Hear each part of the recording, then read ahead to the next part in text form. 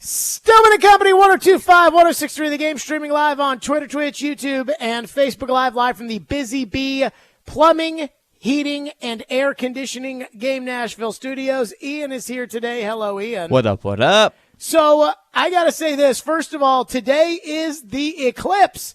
It is literally supposed to happen in about 3 minutes or so. I have the windows open in here. Maybe I'm an Eclipse snob. Because I am not all about, let me get the special glasses and go outside and look at, and look, these things don't happen very often. But I was around for the last eclipse, so it's not, like, I've seen the eclipse, you know what I mean? And then I feel like an eclipse snob, like I'm not respecting science or something like that. Like I'm some kind of flat earther, which I am not. But anyway, happy Eclipse Day to everybody out there. For me, it is happy John Calipari is no longer at Kentucky Day for us Louisville fans that are tired of getting beat by John Calipari at Kentucky every year. But there is a part of me that is sad today with the John Calipari news that he is going to Arkansas because, quite frankly, the last couple of years at Kentucky, it's been a lot of fun to laugh at the misery of Cal and the UK fan base. So last night, I was on the phone with somebody who, let's just say, probably knows a thing or two about the college basketball coaching market right now. And we were on the phone talking about other things, and all of a sudden this Calipari to Arkansas, these rumors started coming up. And at first I was like, what? Calipari to Arkansas? Why would you go to Arkansas when they owe you $33 million if they fire you, and you're at one of the three best jobs in America, along with Duke and North Carolina? Why would you go to Arkansas? Like, no disrespect to the Pigs, but like, Arkansas? So anywho, within 4 minutes it hit me. And I'm not going to call this a flip-flop, Ian, because it wasn't like it was a strong opinion that I had. It was like, hold on, let me, take a breath and think here for a second. John Calipari's ego and identity are taking him to Fayetteville. That's why. That's why Cal left this job. It makes no sense on the surface for John Calipari to walk away from the $33 million he'd be owed if Kentucky fired him and the top 3 job in college basketball to, again, take the job at Arkansas.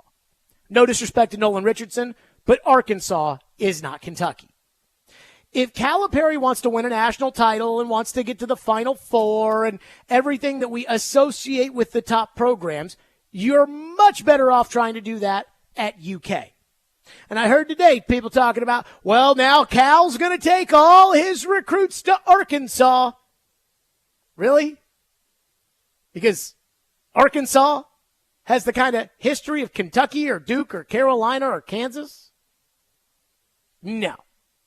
But that's not Cal's goal by taking the Arkansas job. The national titles, the Final Fours. I'm sure whenever he holds his press conference and he calls the Hogs, he'll talk about how he believes that they're a Final Four contender every year. That's not why Cal's going to Fayetteville. Cal is going to Arkansas to protect his ego and to protect his identity. Because to John Calipari, his identity is, I'm John Calipari, the coach. That's who he is. And Cal's smart enough to know, no matter how detached from the Kentucky fan base Cal has been over the years, he's smart enough to know that the walls are closing in. We heard the mea culpa that he had on his coach's show after they lost to Oakland. Come on, fans, let's do this together. That's not John Calipari. I've covered John Calipari before. That's not Calipari. That is a desperate man who is trying to just maybe turn the tide a little bit. He knew his seat was flaming hot in Lexington, and anything short of an Elite Eight or maybe even a Final Four, and Kentucky fans would have gone back to burning couches in the street. And so with the walls closing in Lexington and the leverage Calipari had with Arkansas of, I don't have to take your job because I have the Kentucky job, Cal decided to go somewhere where they're probably going to give him more money and a clean slate. It has nothing to do with the 40 minutes of hell and the tradition that Arkansas has. Arkansas is not a bad basketball school, but it's not Kentucky. It's not that his wife loves Fayetteville.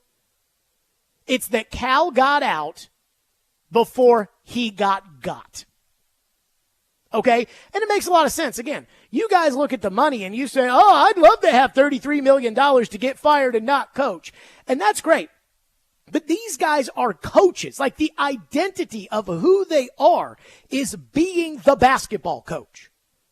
Coach Shoup told me, he was getting paid by South Florida. And he's like, I wake up at 3 o'clock in the morning and I'm like, who am I coaching today? Nobody. And it is a deflating and miserable feeling for these guys. Calipari is the basketball coach. That's who he is. And for some of these guys, it's a job. For other guys, it's an identity. And for Cal, that's who he is. Calipari is used to the stress of, we got to get on the private plane to fly to the Peach Jam to recruit this guy and that guy. And then we got to go here and then call Debbie and tell Debbie I need 4 floor seats for so-and-so for the game next week. And when he walks into a play, Coach, are we going to win this week? That's his life. That's who he is. And once you're fired, and Cal wasn't fired at Kentucky, but it got close. Once you're fired, it's hard to undo that mark. Bill Belichick can't get a job right now. Now, had Bill decided to leave New England a couple of years ago, if Bill had said after 1 year, and I know things looked like they were on the up with Mac Jones after that first year, but if Bill had said, this kid sucks, let me get out, there would have been 10 teams that would have wanted Bill Belichick. And so Calipari at 65 years old says, okay, here's what I'm going to do. Instead of coaching 1 more year at Kentucky and getting fired and having a buyout that they're paying me over time that has offsets if I get another job, what I'm going to do with $33 million due to me or whatever it is in the long run, what I'm going to do is I'm going to take the Arkansas job, which reportedly is a 5-year contract. Now, we haven't heard the money, but if Cal was making $8.5 or $9 million at Kentucky, I'm going to guess Cal's probably going to make $9 million at Arkansas. So I'm going to take the 5 years and the $9 million a year at Arkansas, and that will bridge me at least until I'm in my 70s. So that way I can stay the coach for as long as humanly possible. Because at the end of the day, that's his identity. And you can judge whether or not you think it's sad, or you can say, oh, Calipari needs to get a life outside of basketball, or that's his business. But that's who he is. The other side of this is Arkansas. And Arkansas and Hunter Yurachek, the athletic director there, they did this because they were in trouble. They wanted to hire Chris Beard. They thought they had him. Then he decided to stay at Ole Miss. He decides, I'm going to stay at Ole Miss. They reached out to Jerome Tang. How many of you know who Jerome Tang is? Ian, do you know who Jerome Tang is? Texas? Sounds familiar, but no. Close. Same conference, at least for right now. Mm-hmm. Kansas State. Kansas State, okay. So they tried to hire Jerome Tang.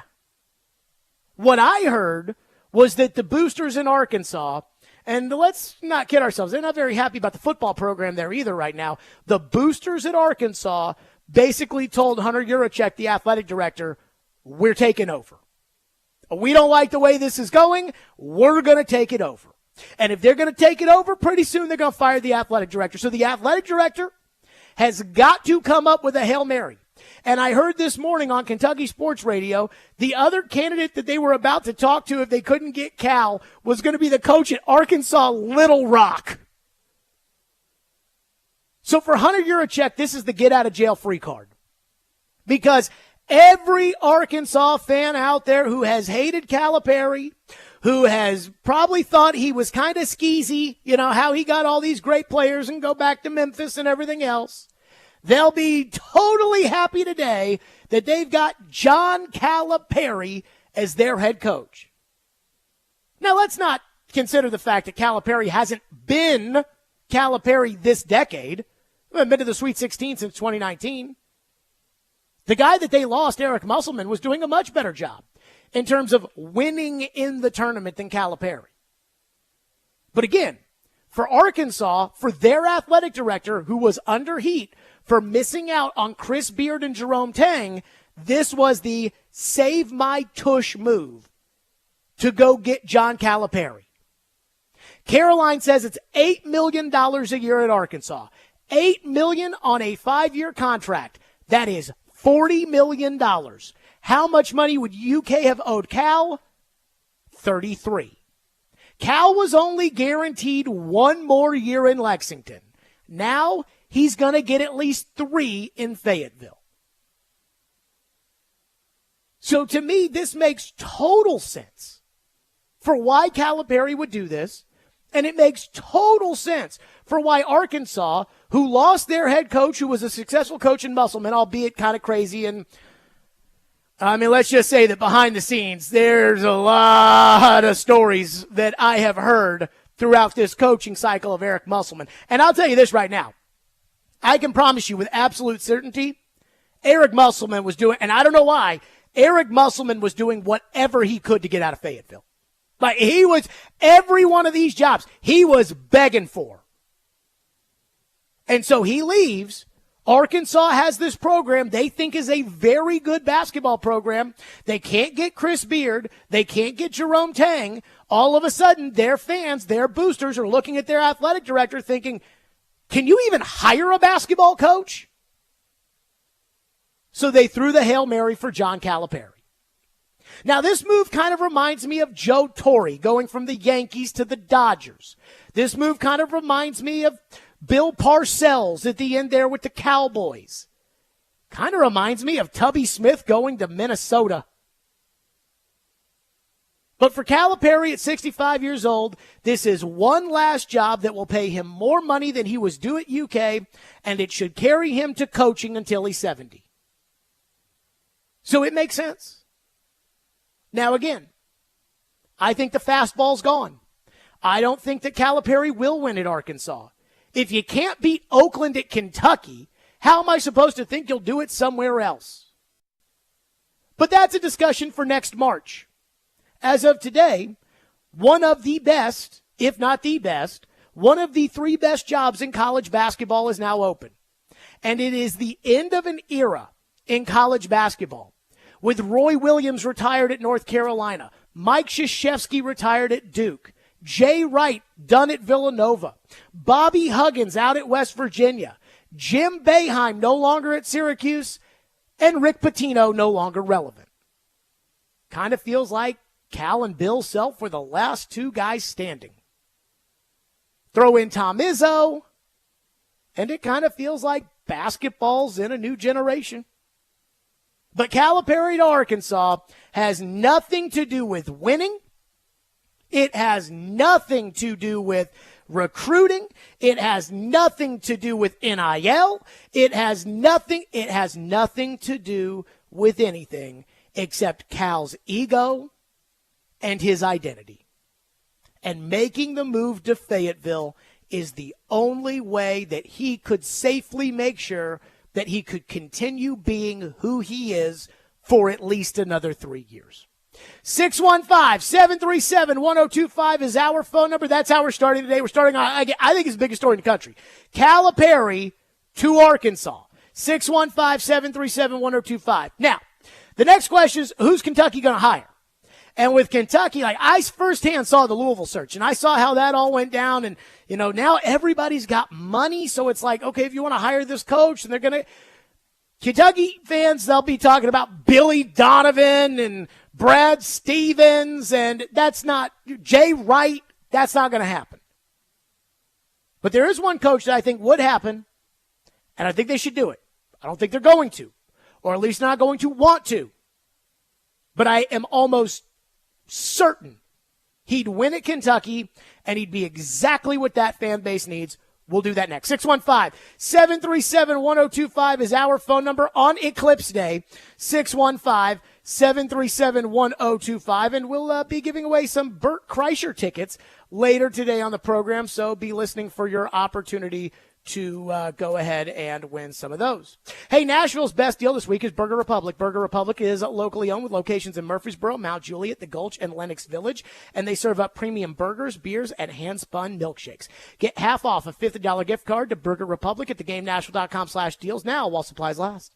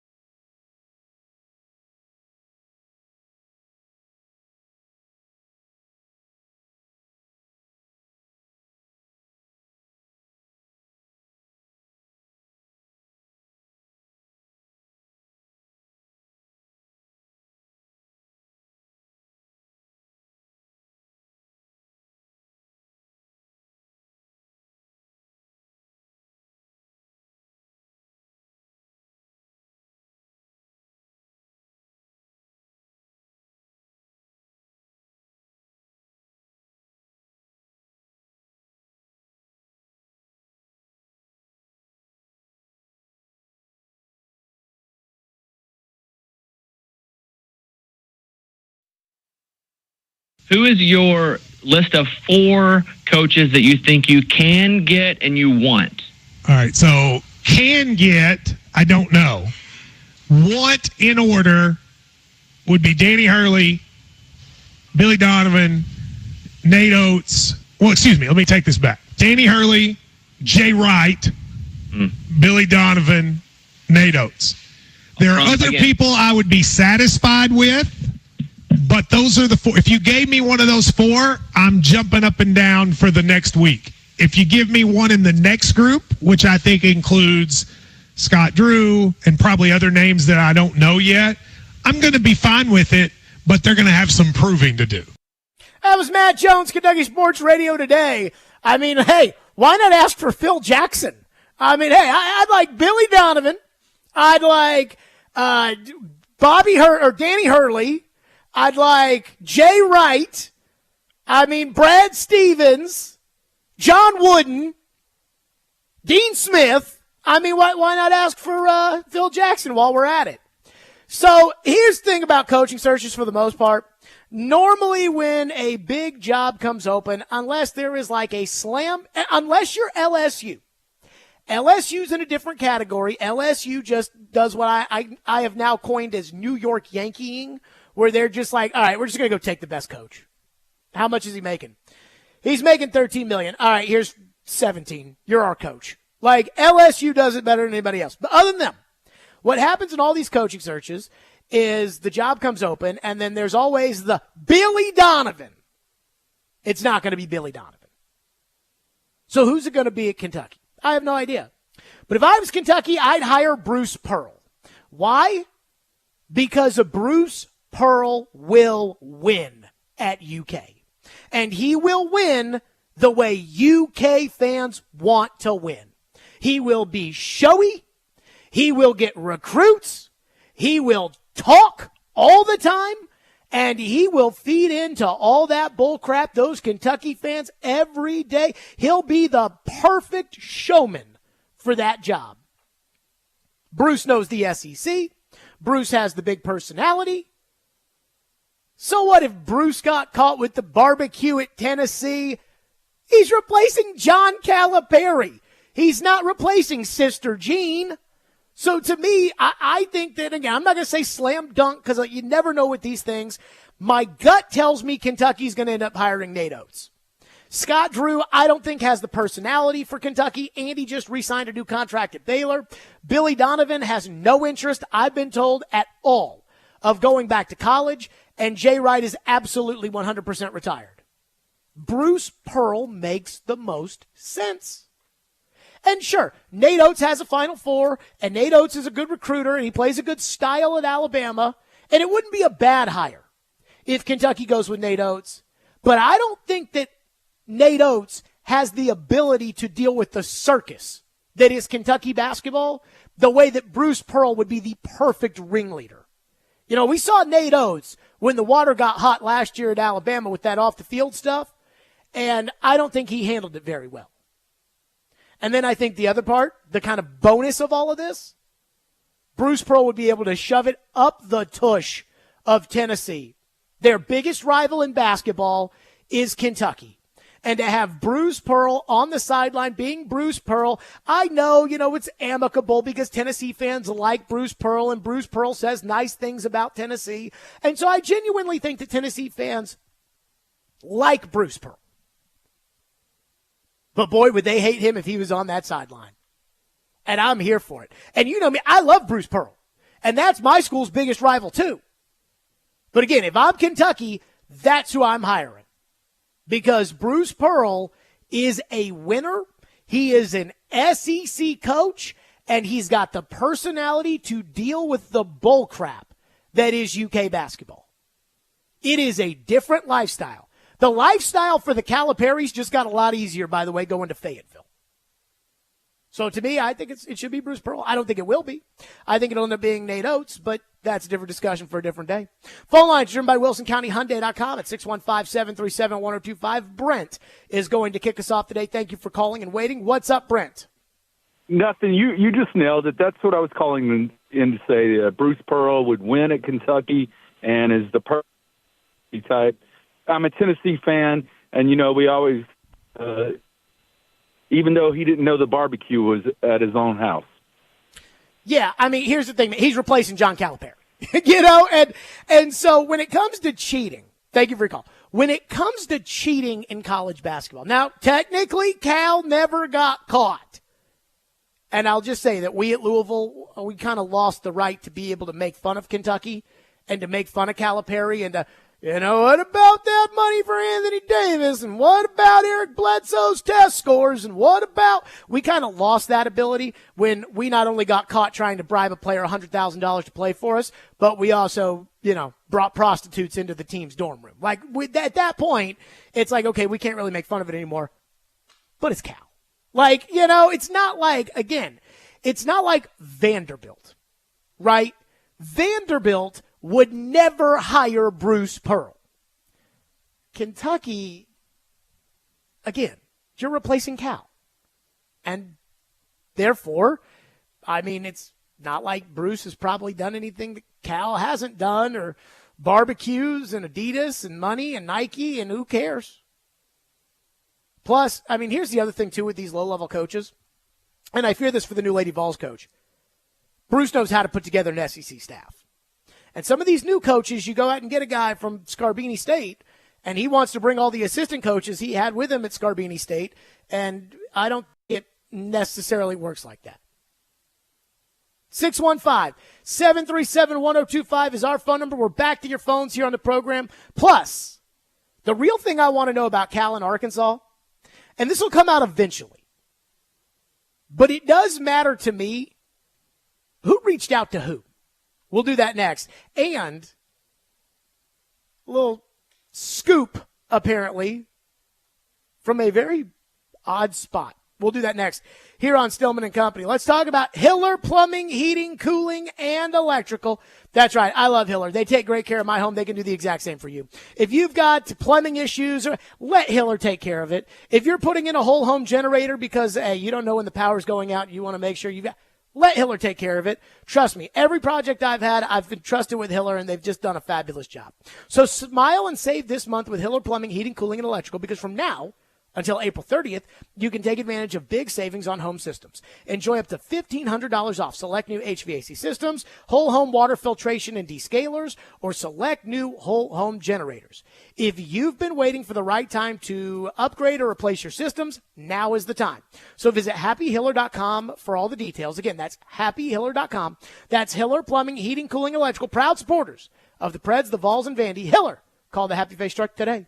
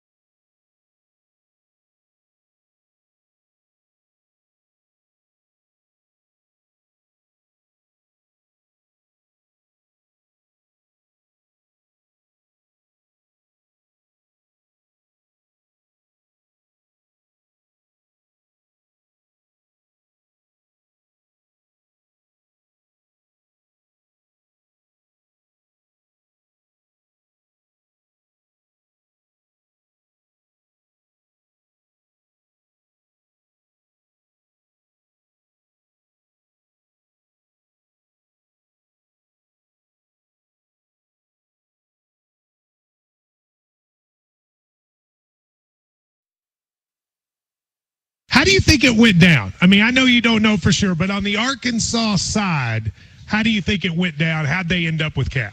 Well, I think we aimed for Chris Beard because we felt like we were getting Chris Beard, and I think every indication was Chris Beard was coming to Arkansas, and last minute, Ole Miss, listen, that program's been using their money very wisely. They've done it in football and basketball.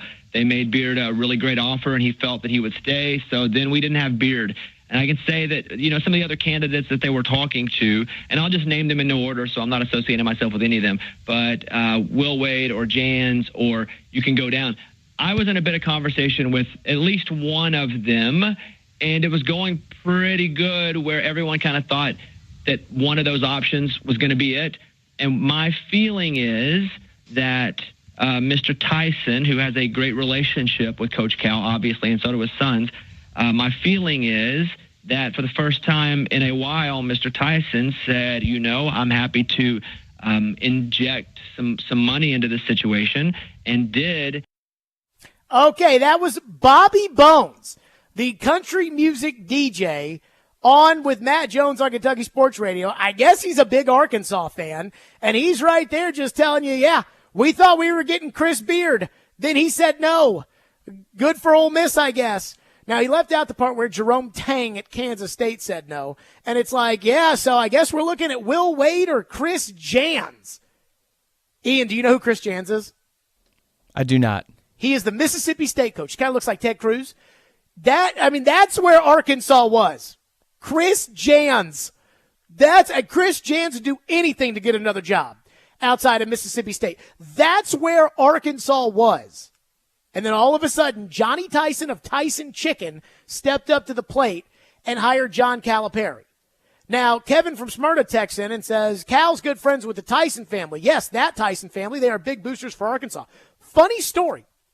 When I was in high school, I actually sat in Johnny Tyson's tickets at the SEC men's basketball tournament. This was, I believe, Florida's first championship year.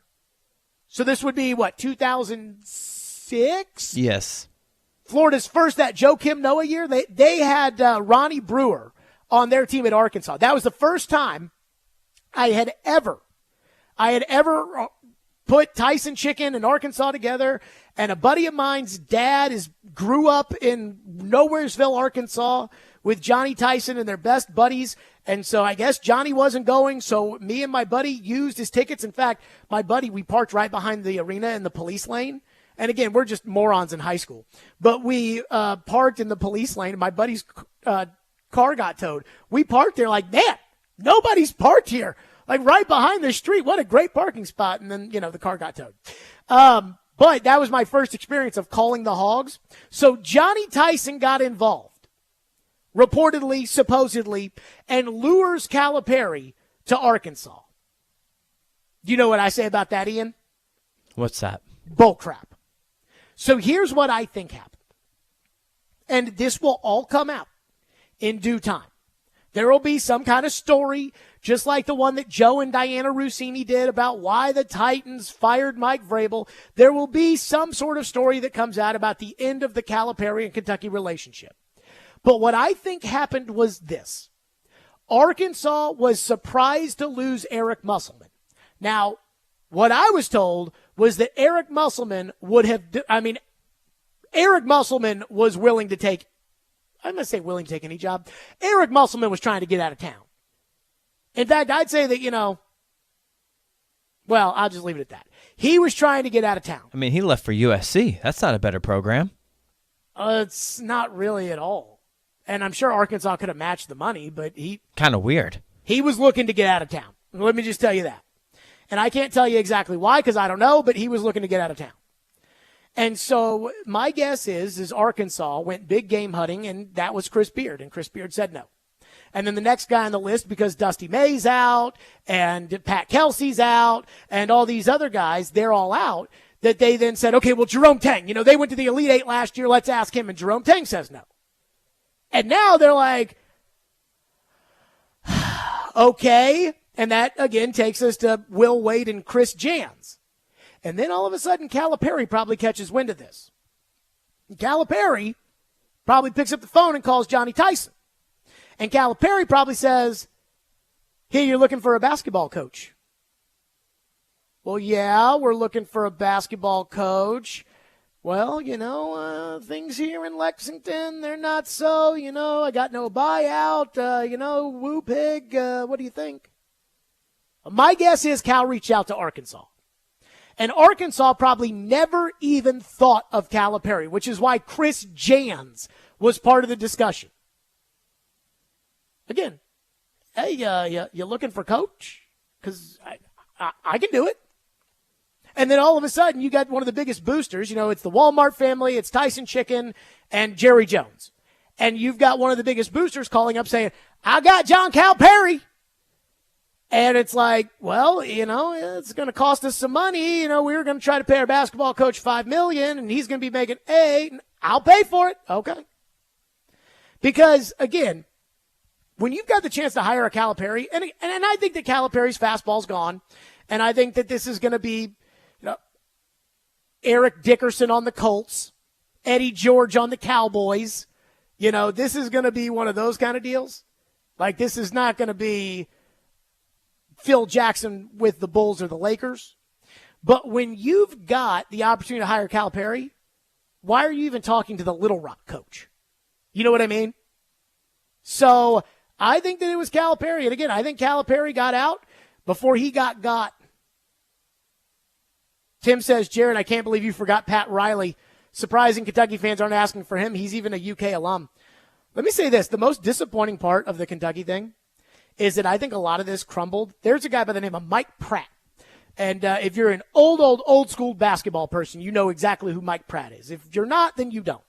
And Mike Pratt played at Kentucky, and I believe he was teammates with Pat Riley. I think he was a freshman when Riley was there and freshmen couldn't play. And he was teammates with Dan Issel, who's the all-time leading scorer there. And he was the color analyst for UK basketball for years.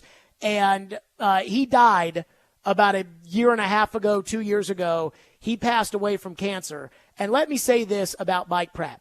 Mike Pratt was one of the single nicest, smartest basketball guys I've ever met in my entire life. I mean, I'll never forget. He used to do a lot of stuff with our station in Louisville.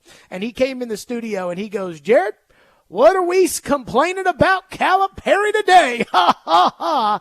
But Mike Pratt was on the search committee of 3 people, the president, the athletic director, and Mike, that landed on Calipari the first time. And he was one of the guys that Calipari could trust. And he was one of the guys that, because he did radio and he was just such a good guy, he always had kind of that relationship to where he could go to Cal and say, hey, man, you got to do this, or hey, man, you need to do that. And with Mike Pratt not being here, I think that took a big toll on Cal and his relationship with Kentucky and everything else. One texter says, people keep talking about Jay Wright to Kentucky. What are the chances? Don't rule out Kentucky to get somebody who is, quote-unquote, not looking to coach. Okay, let me say this. I know for a fact Jay Wright's done. Like, I know it. I mean, as close to as I've heard it out of Jay's mouth as I can get without having heard it out of Jay's mouth. Jay Wright's done coaching. It's not going to happen. I have heard that Billy Donovan is done with college basketball. And again, I mean, these are not exactly primary sources, but they're pretty close. I think what's happened here is that back in the day, and I can't give you the exact amount of millions, but back in the day, say the 90s and the 2000s, not everybody played on TV every night. So being the coach at Kentucky was different in a good way than being the coach at Kansas State. But now every one of Kansas State's games are on TV. So there isn't that big of a difference there. And back in the day, everybody didn't have just gobs of money to throw around at all these coaches. And so Kentucky, who had more fans and a larger fan base and more money coming in and boosters and everything else, well, they could pay their coach more money. Facilities mattered back then. There wasn't NIL to pay the players. So back then it was a no-brainer. Oh, I can go to Kentucky. But now what happens is these guys get to an Elite Eight at their current job, unless you're at, Fountainville State, everybody, gets a certain amount of success with their own job. And then it's like, well, guess what? So-and-so's calling. And it's like, well, they're going to offer me $5 million. The place you're at that doesn't have the unreal expectations of getting to the Final Four every year is going to offer you $4 million instead of the $5 million. And so you just stay.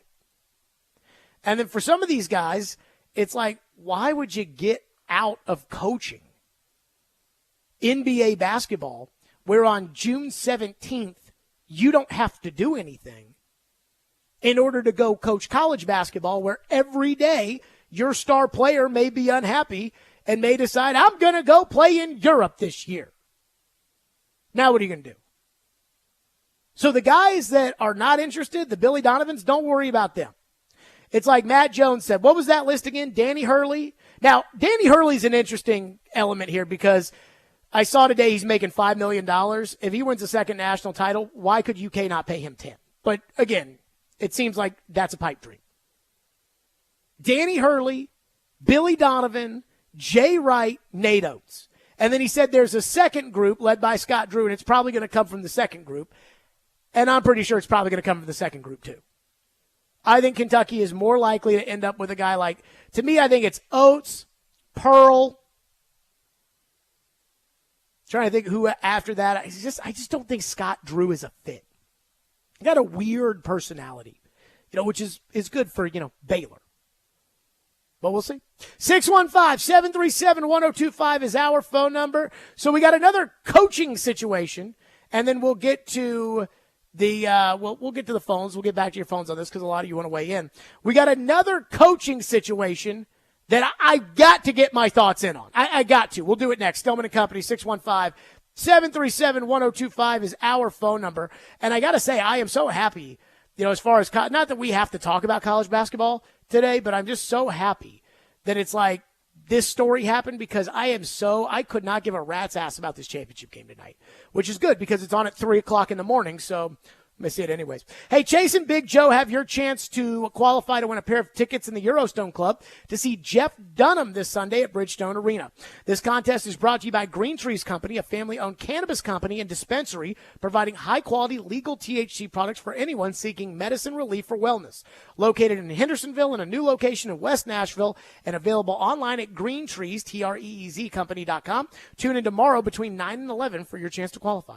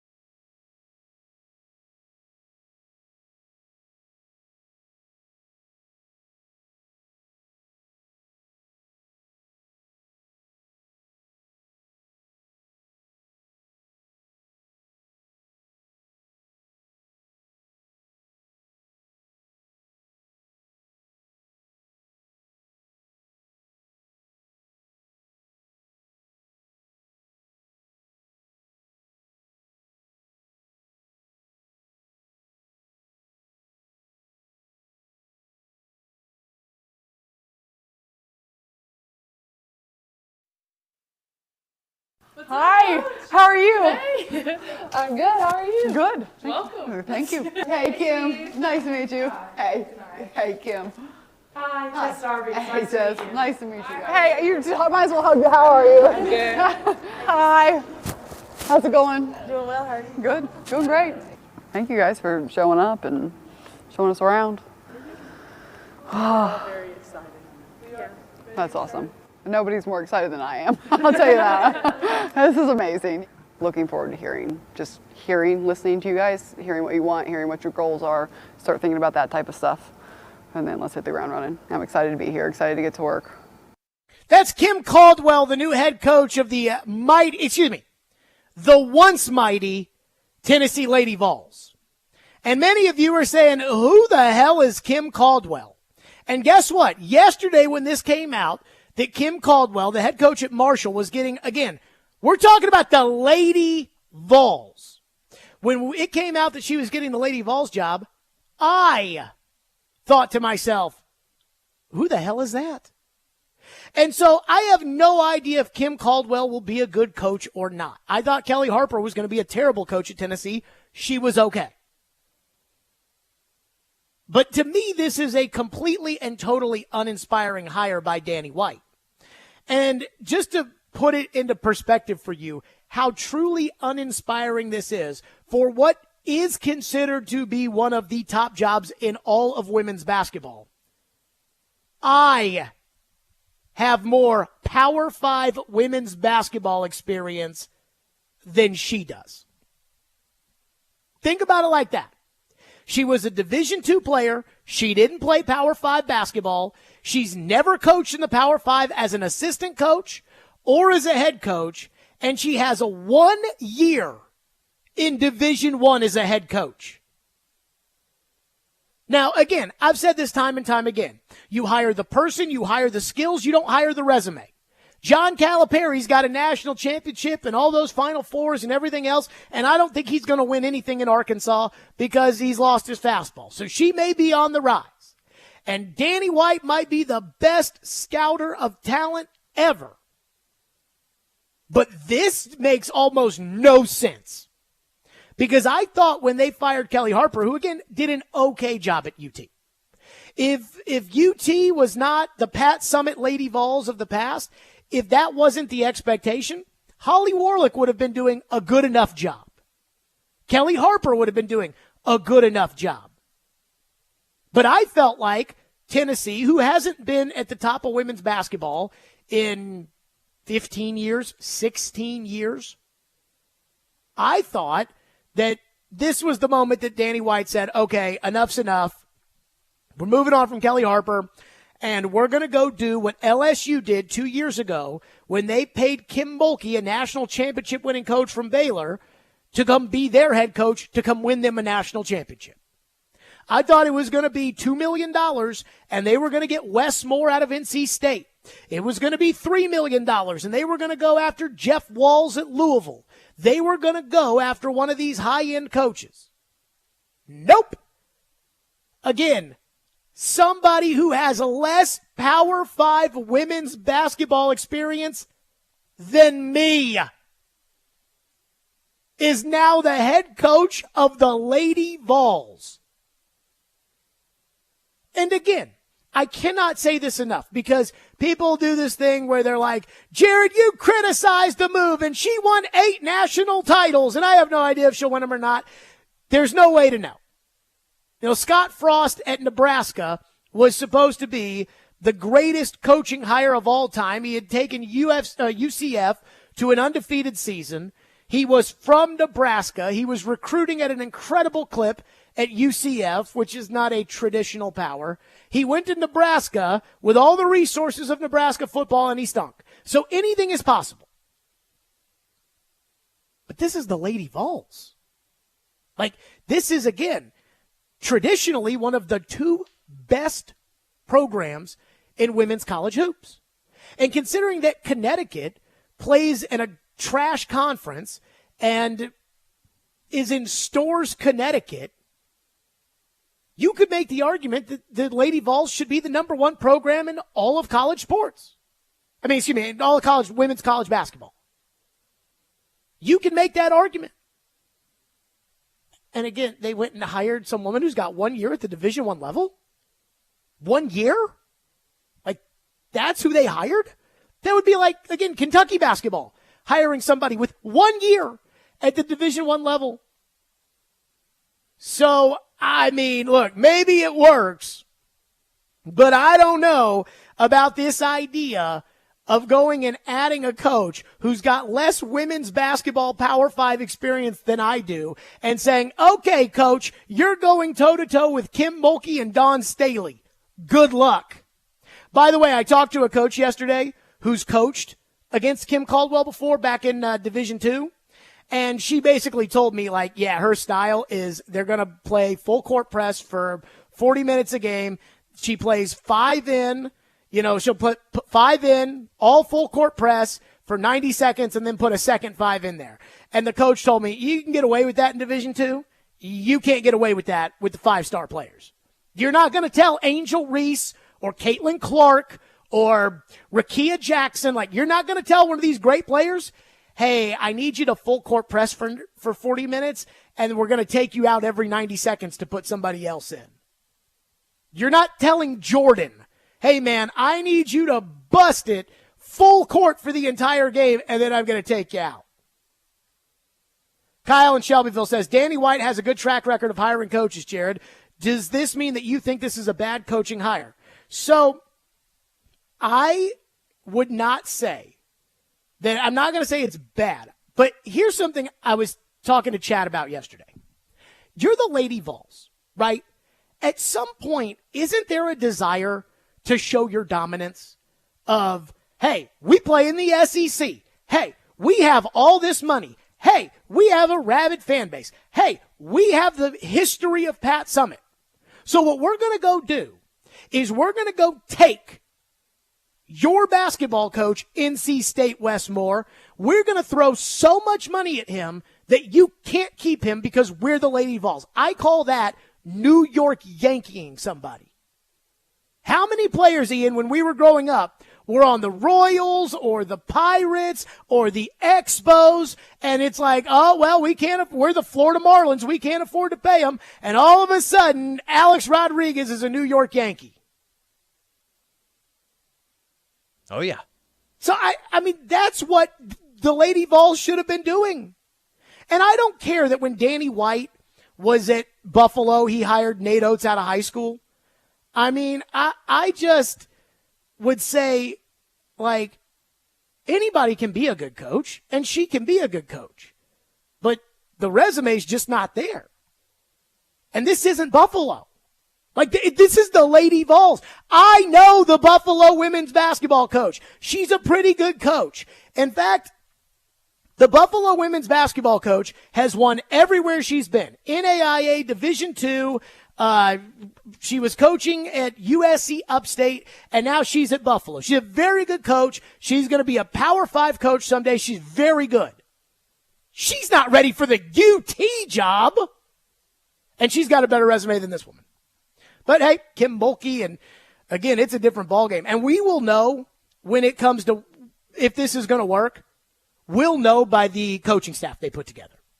Because if she gets there and she keeps some of her assistant coaches, like they've got some very experienced assistant coaches, Sam Williams, very experienced on that coaching staff, then they got a shot. But if she thinks she's going to bring the Division II coaching staff to the SEC and recruit against LSU and South Carolina, and then that's not going to work. Like, it's just not going to work. So, but again, anything's possible. Good luck to him. 615-737-1025 is our phone number, 615-737-1025. The Titans are back. It's the first day of the offseason program, but there are two big names that are coming in for visits. And I'll just say this. There's one that I'm not willing to rule out. We'll get into that coming up next. Hey, tomorrow it's your chance to participate in Preds Pick to Click. If you correctly guess a Preds player that scores a goal in the Preds game tomorrow night, you win a pair of tickets to an upcoming Preds home game. Participate with Robbie and Rexroad tomorrow morning at 8:45 a.m. Pick to Click is brought to you by TJ Anderson Homes of Benchmark Realty. List your home with TJ to get your home seen, heard, and sold.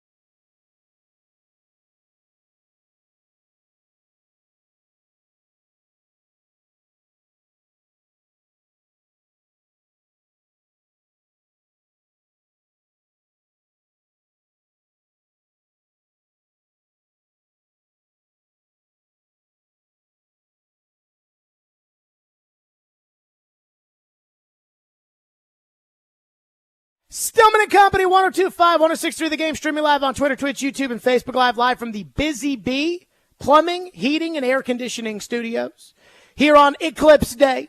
So the Titans decided to use their top 30 visits on Eclipse Day for wide receiver Malik Neighbors and offensive tackle J.C. Latham. And I don't know if it's a coincidence or not, but today is the first day of the voluntary workout program. And quite frankly, everybody that's on the Titans needs to be at the voluntary workouts. They need to be at the meetings. They need to be at phase 1, phase 2, phase 18. It doesn't matter. They need to be there. There's no excuse for Will Levis not to be there, and he's there.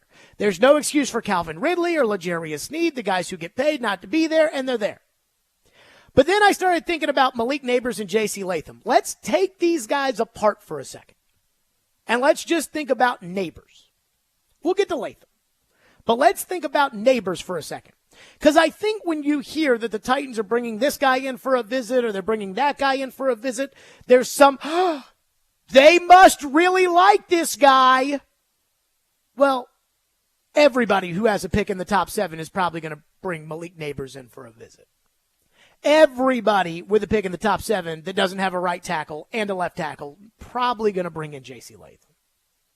But here's the big question when it comes to Malik Neighbors, because I'm not completely ruling Malik Neighbors out as the 7th overall pick for the Titans. Now, I've made it well known that I prefer Joe Alt above pretty much every other player in this draft, given where the Titans are as an organization and given the certainty that I feel with what they're getting out of Joe Alt.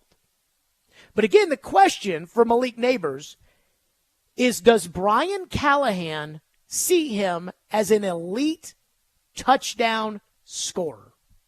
The day after Brian Callahan got hired, I sat down with him and I asked him about the 2021 draft in Cincinnati with Jamar Chase and Penei Sewell, and I was surprised how into detail he went. But he said he prefers the elite touchdown scorers to the elite non-touchdown scorers. Now, maybe they'll draw a play up where Joe Alt's eligible and he'll catch a touchdown at some point in his career, but he's not a touchdown scorer. Now, I'm not sure the Titans will have a chance to draft Malik Neighbors anyways, because I would take him over Marvin Harrison Jr., and there is some sentiment out there that he may go ahead of Marvin Harrison Jr., and I don't think the Giants will let Malik Neighbors go past the 6th pick in this draft. So all of this could be moot anyways.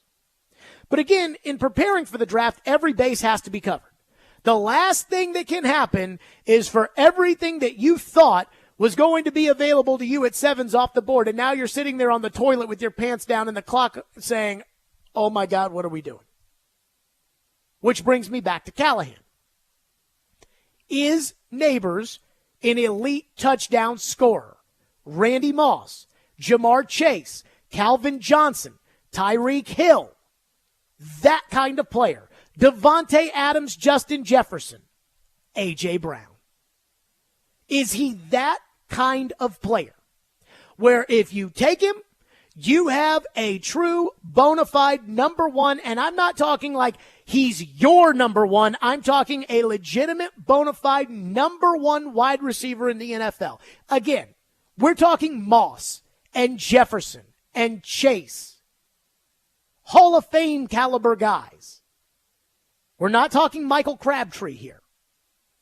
So is he a guy, or is he good like T. Higgins, like Michael Pittman Jr.? That's the question. Because if Neighbors is an elite touchdown scorer, then where do the Titans go when it comes to the decision between Neighbors and Alt if they're put in that situation? And then if Neighbors is on the board, there is a very strong chance that Alt is off of it because somebody has to go before Malik Neighbors in order for him to get to you. So then do you pivot to Neighbors, or do you look at Olu Fashanu, Troy Fautanu, J.C. Latham, one of these guys? Do you look at them and say, okay, well, now we got to go offensive line, Jared? And I don't know the answer to that. This is, I feel like where we sit, I feel like the Titans have probably locked themselves into the point to where even if Malik Neighbors is the Randy Moss or Marvin Harrison type guy, they almost have to go tackle. But then, do you really want to be the guy that passed on Randy Moss? I used to work with the guy who passed on Randy Moss. He's the greatest general manager who ever lived in Tennessee Titans history, and you know it. And every time you guys want to bitch about something he did, it's that he didn't take Randy Moss. Now, again, the question is this when it comes to Neighbors.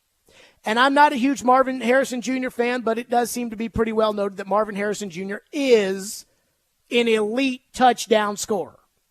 As TD texted me a couple weeks ago, if the Titans are on the clock and Marvin Harrison Jr. is on the board, they may take him over Jesus. Is Neighbors that guy? Brian Callahan at the Combine was on the midday show, and they asked him, when it comes to Neighbors and Roma Dunze, are they that elite touchdown scorer? Here's what he said. Do you view Roma Dunze or Malik Neighbors or both as elite touchdown scorers in the National Football League? Yeah, those guys are really impressive, a little bit that I've seen. Obviously, I'm kind of just starting the college scouting process. But, man, those guys are pretty dynamic, both very different, both very different skill sets and styles. But they can both play football. And, I think one of the things that's, unique and probably different than it was in this current situation is in Cincinnati we were picking at 5, and we were picking against 2 players that were both pretty well consensus that they were going to be all-pro caliber players. And so the talent level was equal. And all things being equal, we chose to go with the guy that could score points. I don't know that that's necessarily going to be the case every year in the draft. And so picking at 7, there might be a tackle that is a better player ultimately than the receiver, or a receiver that is better than whatever tackle is available. And in that case, you have to make that decision. I don't think that you can take that situation in Cincinnati and necessarily totally parallel it to where we are now. It makes for good conversation, but I do think the situations are dramatically different, and the types of players are going to be very different. But the good thing is there's a lot of really good ones to pick from when you're picking at 7. Okay. A lot of words there.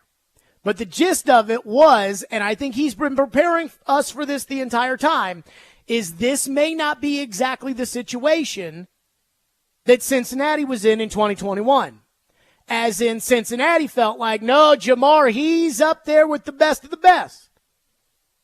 We like Neighbors, but is he up there with the best of the best?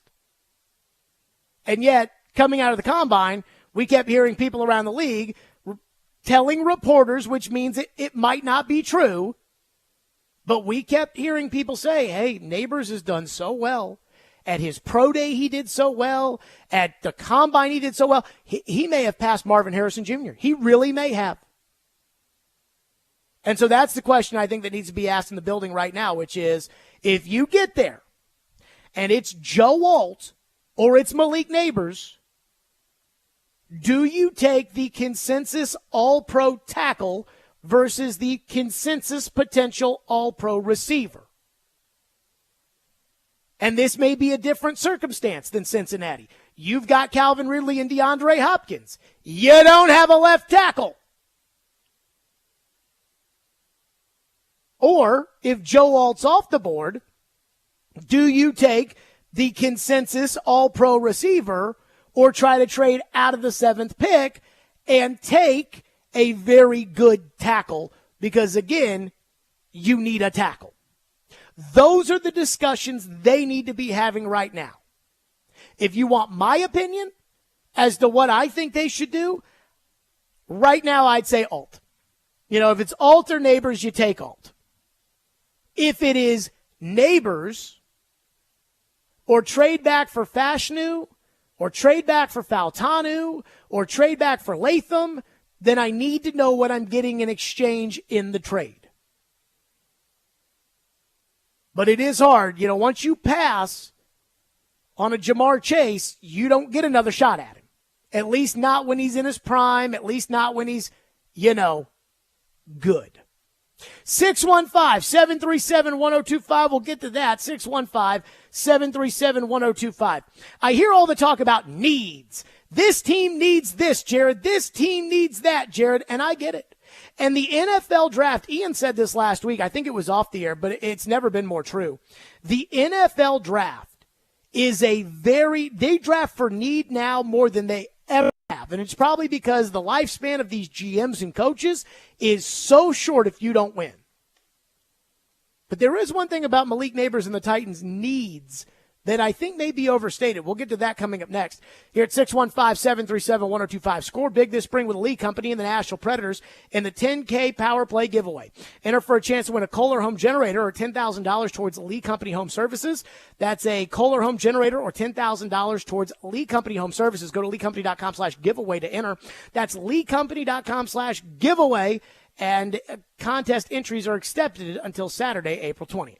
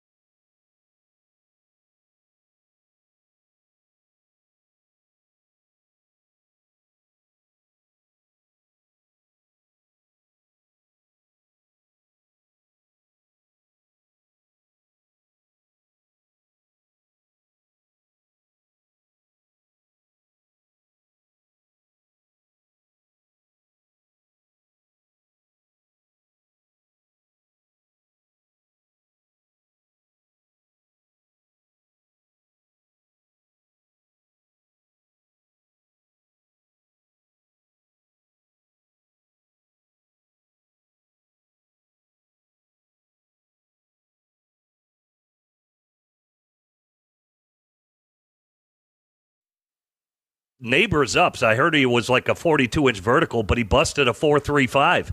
And, of course, he's been in the news lately that many think he'll be the first receiver taken in the draft. Yeah, watching both of those guys move around, they're just so smooth and fluid. And to get on, talk about Neighbors a little bit, because I don't think he did anything at the combine either. I was shocked at how well built he is through his lower body. And Pat, when you can get these receivers that are built like running backs in the lower body, but have the flexibility in the upper body to make all the adjustments they have to make to maybe some off-target type throws. That's why he is so explosive, especially with the ball in his hands. And when I watched him yesterday, the first player that came into my mind, although he's a much more polished receiver, much better hands, but a Percy Harvin type talent with the ball in his hands, but a better receiver at this point. So when Marvin Harrison Jr. elects not to do anything and to get ready for the season, and then you see what Malik Neighbors did yesterday, and talking to a lot of people there, I'm not so sure that Malik ends up going ahead of Marvin Harrison Jr. after the performance he put on yesterday. There you go. That was Rick Spielman after the Malik Neighbors Pro Day. Again, the Titans are bringing Malik Neighbors in for a visit today. I just want to say this when it comes to Malik Neighbors. And yes, I know tackle is the number one need for the Titans, and I'm the one who's been telling everybody, including the head coach, the right tackle story. But the Titans absolutely have a need for Malik Neighbors. And again, it may not be the same level of need as they have for tackle, where the Titans legitimately don't have a tackle, but it is still a need even with paying Calvin Ridley $50 million. And you want to know why? Because Calvin Ridley is not a superstar. Calvin Ridley is your number one, but I don't think Calvin Ridley is a number one. Calvin Ridley is not Justin Jefferson. And when it comes to drafting Malik Neighbors or Rome Odunze or Marvin Harrison Jr., you're looking for that player. And at this point in his career, DeAndre Hopkins is not a superstar either. And it's okay. But Jared, Calvin Ridley led the Jaguars in targets and yards last year, and he was their number one. Sure. But he was 1A or 1B with Christian Kirk. And neither is Terrell Owens. So while I don't think it would necessarily be advantageous for the Titans to take the elite wide receiver over the elite offensive lineman, and as I have said many a time, Joe Alt is absolutely the elite offensive line prospect in this draft. To act like they don't have a need for Neighbors or a Dunze or a Harrison is probably overstating what Calvin Ridley is. Ridley's good, but he is not top of the league. And those guys are, top of the league. Again, my question when it comes to Malik Neighbors, I watched LSU play, and I think I tweeted about him every time I watched LSU play. And I just said, oh my God, I love this guy. And I didn't feel that way when I watched Ohio State with Marvin Harrison. I did feel that way in the Sugar Bowl with Rome Odunze. But I'm just saying that you can only get one shot at these guys. Phone lines driven by WilsonCountyHunter.com at 615-737-1025. Kyle has been waiting patiently and is up next. What's up, Kyle? Hey, Jared, I got two things for you. Malik Neighbors is my favorite player in this draft. I've liked him better than Marvin Harrison Jr. from the jump, just like you. That guy is so explosive, but can stop on a dime, and it's just unbelievable. You can double team him, he's still going to find ways to get open in the NFL. But I just don't think we can take him, and that brings me to the next thing, right tackle. If for some reason Joe Alt is gone and we get to trade back for somebody wanting to get a quarterback or anything, J.C. Latham, if he is as good as they say he is and they believe he will be, I wouldn't have a problem with them taking him. And then just, if you got one problem like left tackle, you can patchwork, figure something out, and do that, and just work on the lead player. I know, but Ronnie Stanley, he moved over from right to left. Bill Callahan, there's a shot there. What do you think? Ronnie Stanley is built differently than J.C. Latham. But they're both big and stout and got that butt like Floyd used to love. Yeah, but again, they're different. They're not the same player. And I appreciate your call. I know what you're saying. But that's not – like I thought about Jedrick Wills, right? The left tackle for Cleveland, who was the right tackle at Alabama, and Cleveland drafted him in the first round and moved him over to left tackle. And I was wondering, well, could Brian Callahan and Bill Callahan do that with J.C. Latham? Well, you have to remember, Tua was the quarterback at Alabama when Wills was the right tackle. Tua is a left-handed quarterback. Trevor has said on this program, J.C. Latham is not moving to left tackle and thinks it is more likely that J.C. Latham moves into guard than it is that you would move him from right tackle to left tackle. So I get nervous thinking about, just, let's patchwork it at left tackle and not have to worry about it. I'd say that makes me a little nervous. One texter says, I'm a big supporter of Rand, and I like Brian Callahan a lot. I have no idea if you're a big supporter of Rand, but he prefaces this by saying he's a big supporter of Rand. But out of the gate, I saw Vrabel's stubborn, defensive-minded, I'm smarter than you style as his weak point. Out of the gate, I think Brian Callahan is great, but his weak point is that he says too much.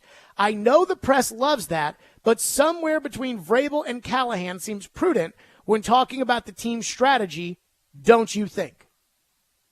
Well, let me ask you this question. Titans are on the clock at 7. The first 4 picks are quarterbacks.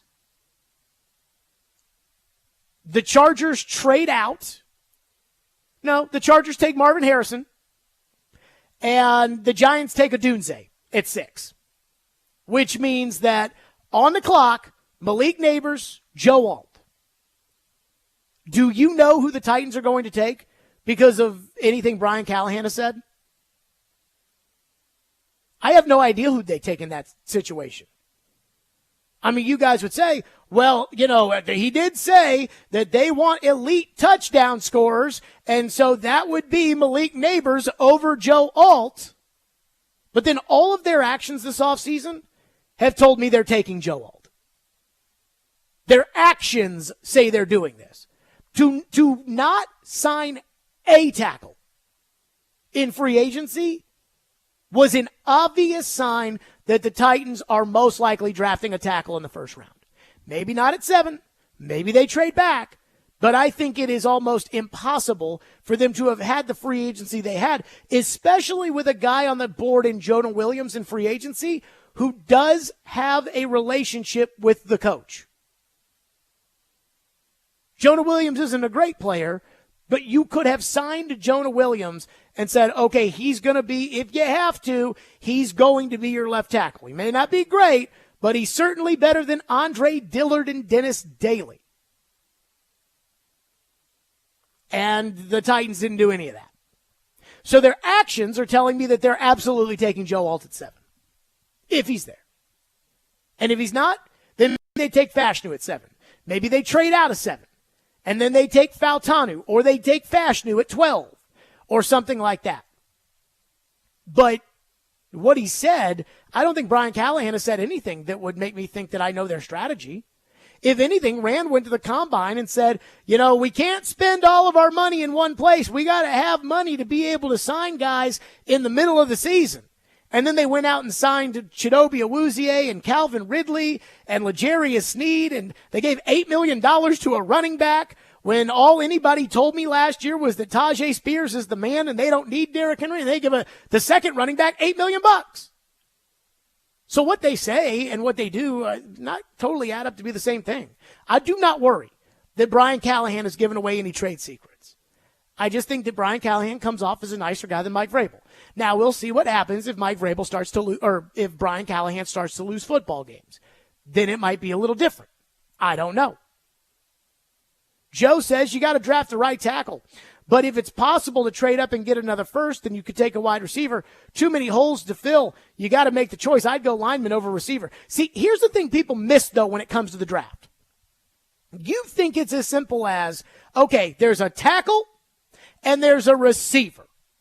And I'll give you an example of this. In 2019, the Titans went into the draft with no right guard. And boy, the GM was worked up about that. Josh Klein was the right guard the year before, and he had left and gone somewhere else in free agency, and the Titans hadn't replaced him. And the old man said, you got to have a right guard. In the first round, they took Jeffrey Simmons. All the interior offensive linemen went a little bit higher than we thought they were going to anyways, and the Titans ended up taking Simmons. In the second round, I'll never forget the run on offensive linemen, interior offensive linemen, and how it was either Cody Ford to the Bills or Eric McCoy to the Saints, where the old man had his big little, notebook out when they took you, and just, scratched off something or whatever. And they ended up taking A.J. Brown at pick 51. And the reason I bring this up is because it's easy to say, well, they need a tackle over receiver. But it's not as simple as a tackle versus a receiver or in 19 a guard versus a receiver.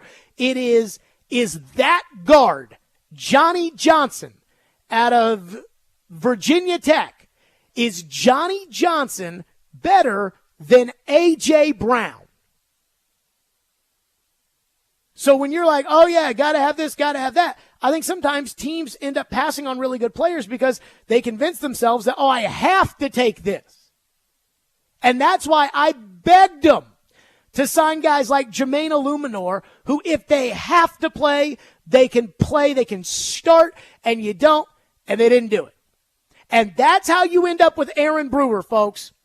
That is how you end up with Jack Gibbons starting at middle linebacker because, this guy, we can't have it, it's too hard and too many holes, and, it's about the individual players here.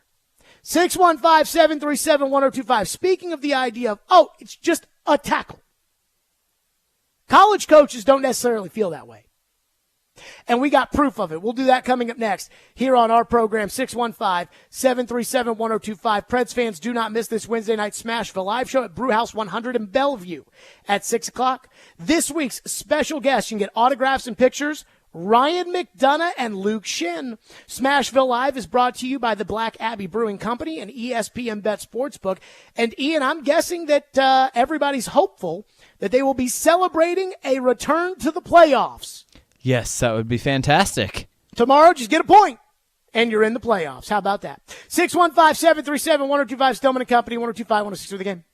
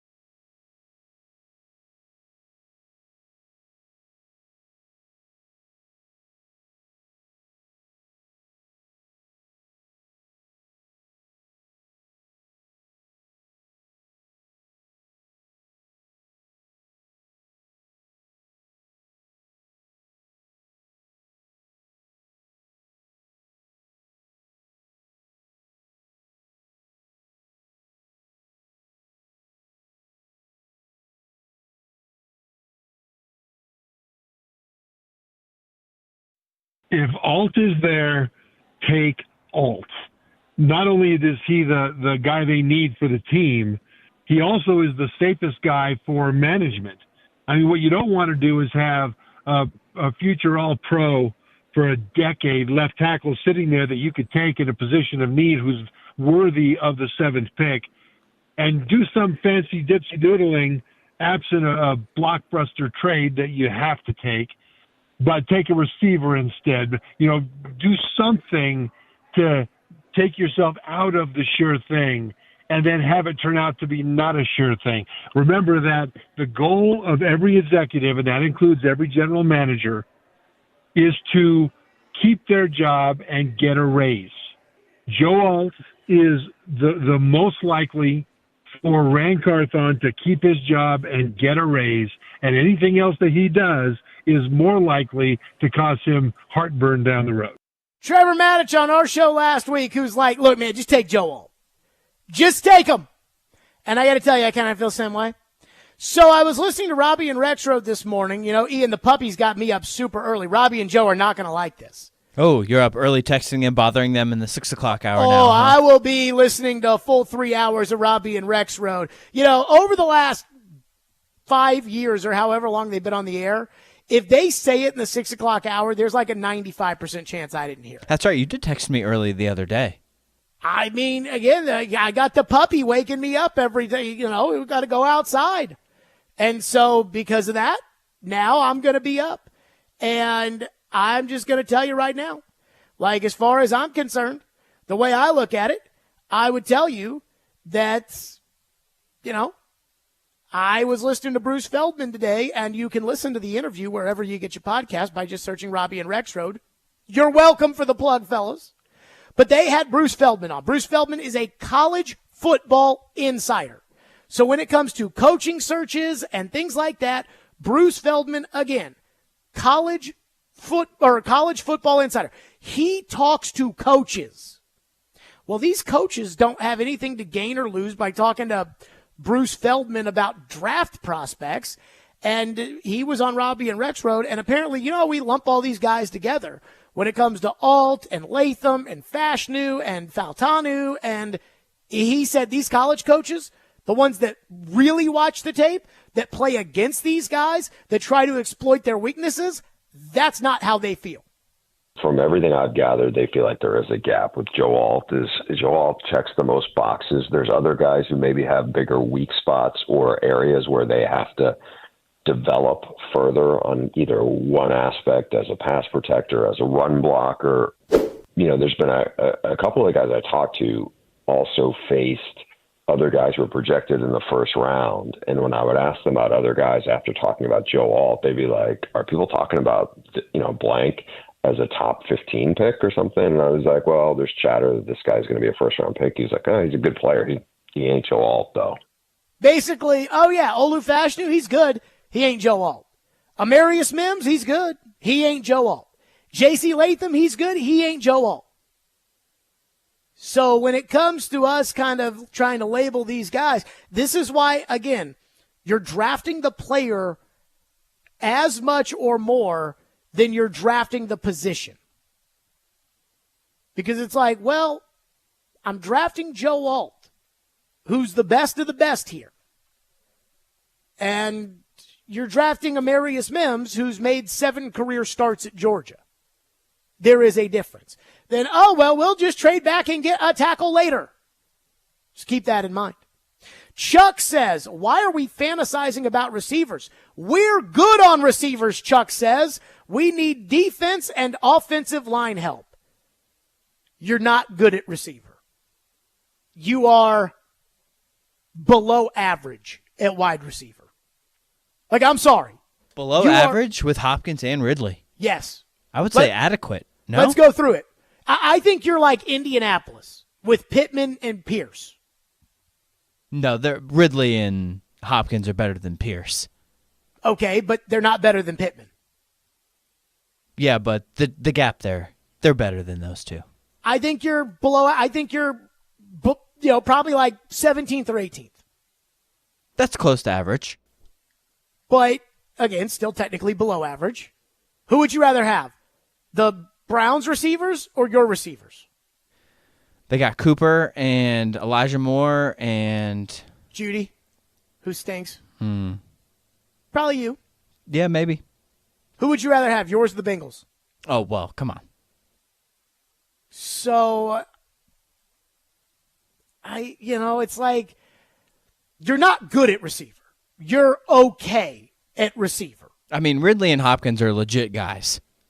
Ridley. The depth we can argue about, but as far as starters, those are pretty two good starters. So here's what I would argue, though. Ridley is your number one, but he's not a number one. Right? It's like, again, we talk about the big boy forward in hockey. And you think Pittman is a more true number one than think Indy's number one? I think Michael Pittman is better than Calvin Ridley. Okay. And maybe that's because Ridley, dropped the ball in that last game that I was at against the Titans. Maybe it's because, Ridley was out. And Ridley did have a nice season last year. Ridley's a good player. But, when I think of teams that have good receivers, when I think of a team that team's good at receiver, I'm thinking Philadelphia or Miami. Those teams are good at receiver. You're average. Again, let's use Jacksonville as the example. They've got Christian Kirk and Gabriel Davis. You've got Calvin Ridley and DeAndre Hopkins. I'd say it's kind of a wash. Not that I think that Christian Kirk and Gabriel Davis are bad, but it's not Cincinnati. It's not Jacoby Myers and Devontae Adams with the Raiders. You're okay. You're not. And then Paul goes crazy because he's like, well, Nick Westbrook-Akine is the third receiver, and that I think will get worked out. Texter says the Titans are one wide receiver injury away from the same wide receiver situation as last year. Yes, if the one receiver is Ridley. Because let's say Burks gets hurt, which, no disrespect to Burks, but it seems somewhat likely that at some point Burks is going to get hurt. If Burks gets hurt, then you still have Ridley and Hopkins. You are better at wide receiver this year. Ridley is a good player. But when we're talking about Malik Neighbors and Rome Odunze and Marvin Harrison Jr., we're talking about trying to get the Justin Jeffersons of the world, which Ridley is not. And that's, again, a difference for me. One texter says, you said below average, now you're saying average, typical Jared. You're okay at receiver. I'd say below average. Again, you've got two guys. One guy is really talented, but has missed 2 of the last 3 years and had 7 drops last year. The other guy was a great player and is now a good player. And then you have no depth behind that. The depth is an issue. If you're not going to get anything from Burks, and it's hard to count on Burks. And Paul's all Nick Westbrook-Akine, and I don't want to crap on Nick Westbrook-Akine, but you're not going to get an explosion there. Yeah. Everyone's mad in the text line because I said below average. Again, you do not have Calvin Ridley is not a number 1 receiver in the NFL. He's not. Devontae Adams is a number 1 receiver in the NFL. So every team that has one of those guys, they're better than you. And then after we get past those guys, we have teams like Tampa Bay, right? Tampa Bay has better receivers than you because they've got 2 of them. And Evans is much better than either 2 of the guys you have. I'd argue Chicago has better receivers than you. So you're probably somewhere right there. You think about your own division, right? I think Gabriel Davis and Christian Kirk, a wash. Alec Pierce and Michael Pittman, kind of a wash. I know you guys will argue that your guys are better. You're not better than Houston. I think the Titans are second. You're not better than Houston. Not better than Houston, but I'll give them better than Jacksonville and Indy as far as the top 2. Kirk's pretty good.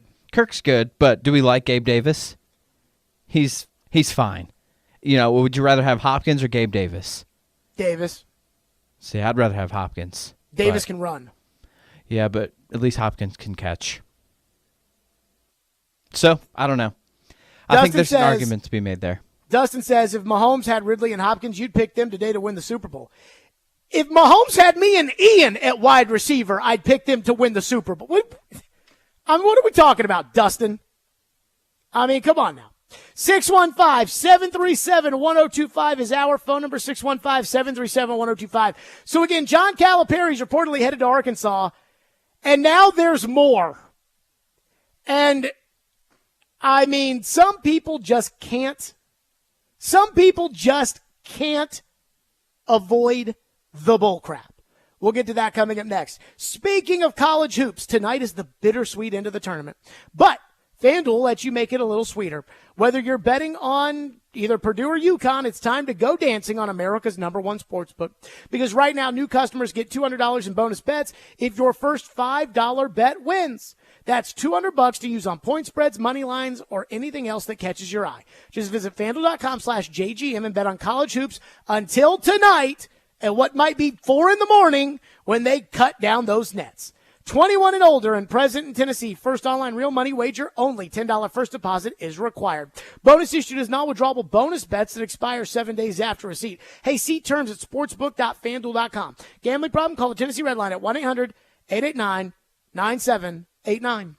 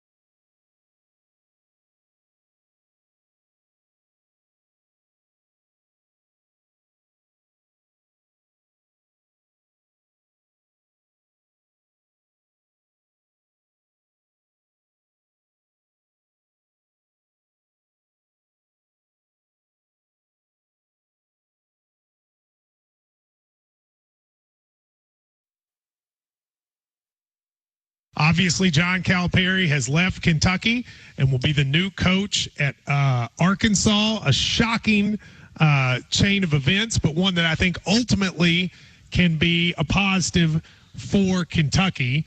A lot of folks are writing in for questions, and I want to hear what the general public thinks, and we're going to open up the phones here in just a minute. Let's talk about this. Just a yes or no answer. Is Kentucky, was this a good thing to happen for Kentucky long term?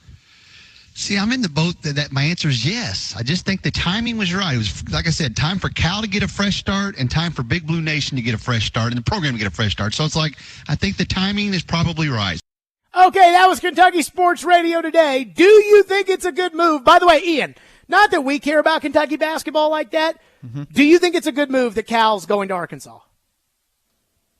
Good move for who? Kentucky or just in general?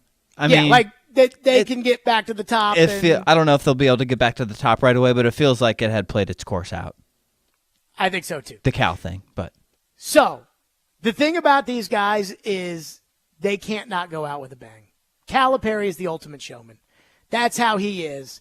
He loves it when he's on top. Today, I believe this was WKYT out of Lexington, which is a CBS affiliate there. So WKYT, there's an infamous story years ago of a longtime TV guy. I don't think he works there. I think he's retired, Alan Cutler. And there's a story of how when Billy Gillispie was getting fired, they had the camera and they were trying to get a comment from Billy Gillispie, and Cutler ends up chasing Billy Gillispie down a hallway. It was like an all-time story. So today, with the news that John Calipari is headed to Arkansas, WKYT, again out of Lexington, went and found Coach Cal walking his dog in his neighborhood along a busy street out in Lexington, and they asked Cal if he had any comment on the news. Hey, Coach, you got anything you want to say to your fans or anything? Anything right now? You want to say anything to your fans right now? I'm good. Come on, Palm. Come on. My dog is walking me. Come on. Come on.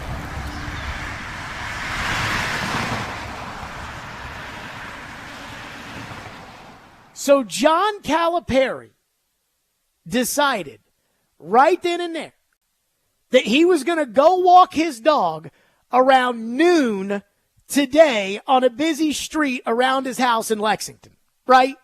Like, again, that would be like if I was the head coach of the Titans. Because when you're the basketball coach of Kentucky, it's the same as being an NFL head coach. It's probably even more. But I think it's well known that I live in Green Hills, right, Ian? Used to say Green Hill Studio. So it's well known that I live in Green Hills. So let's say that something were to happen to me. Let's say that I had a viral moment and I was on the verge of getting fired and I was the talk of the country for something crazy, i.e. Don Imus and the Rutgers women's basketball team, right? Like something that infamous. And I were to take my puppy and walk him on the street. Now, I can't do that because he hadn't had all the shots yet, but I would walk him up Hillsborough Road. You think there'd be a camera that would find me? So John Calipari, again, in the middle of the day, is walking his dog. How many days during the year do you think John Calipari decides to take his dog for a walk? It's the in off the middle season. of the day? It's the off season. Not for him. It's recruiting season for him. He's got to build a roster this time of the year. And the point for Calipari is this. This is all about ego. The only reason he's going to Arkansas is because he wanted to get out of Kentucky before Kentucky got him. And him walking the dog and him, I don't have a time for comment. I'm too busy. I'm just a regular person, was him taking his middle finger and sticking it to the people of Kentucky. And even though it's not much, that's all he's got. This is all about ego and identity and everything else for Cal. And I just think it's hilarious. This is a guy who has lived in an ivory tower for 15 years in Lexington, who at one point with Drake dropped the mic at Midnight Madness.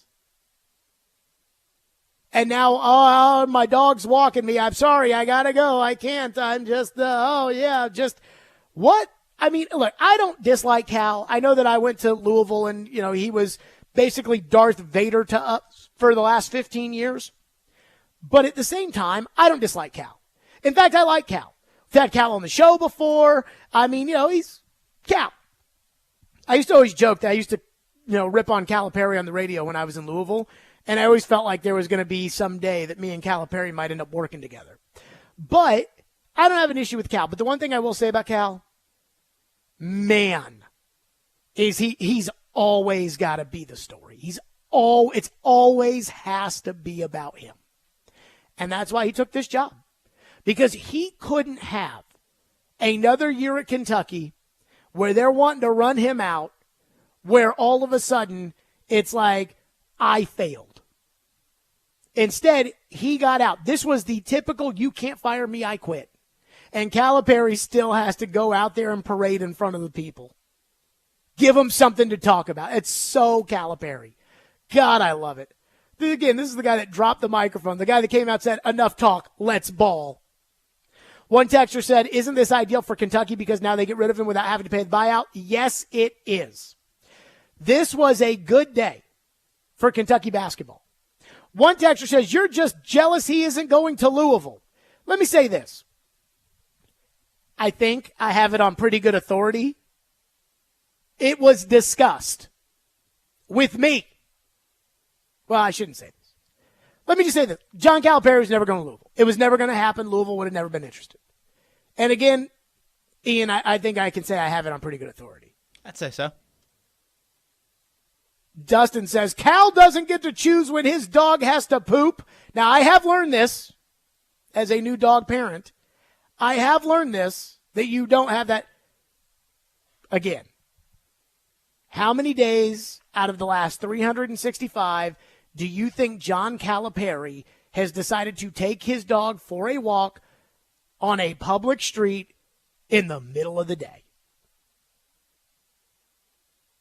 I thought so. Cal is not just a regular guy like you and me. That's the thing people have a hard time understanding.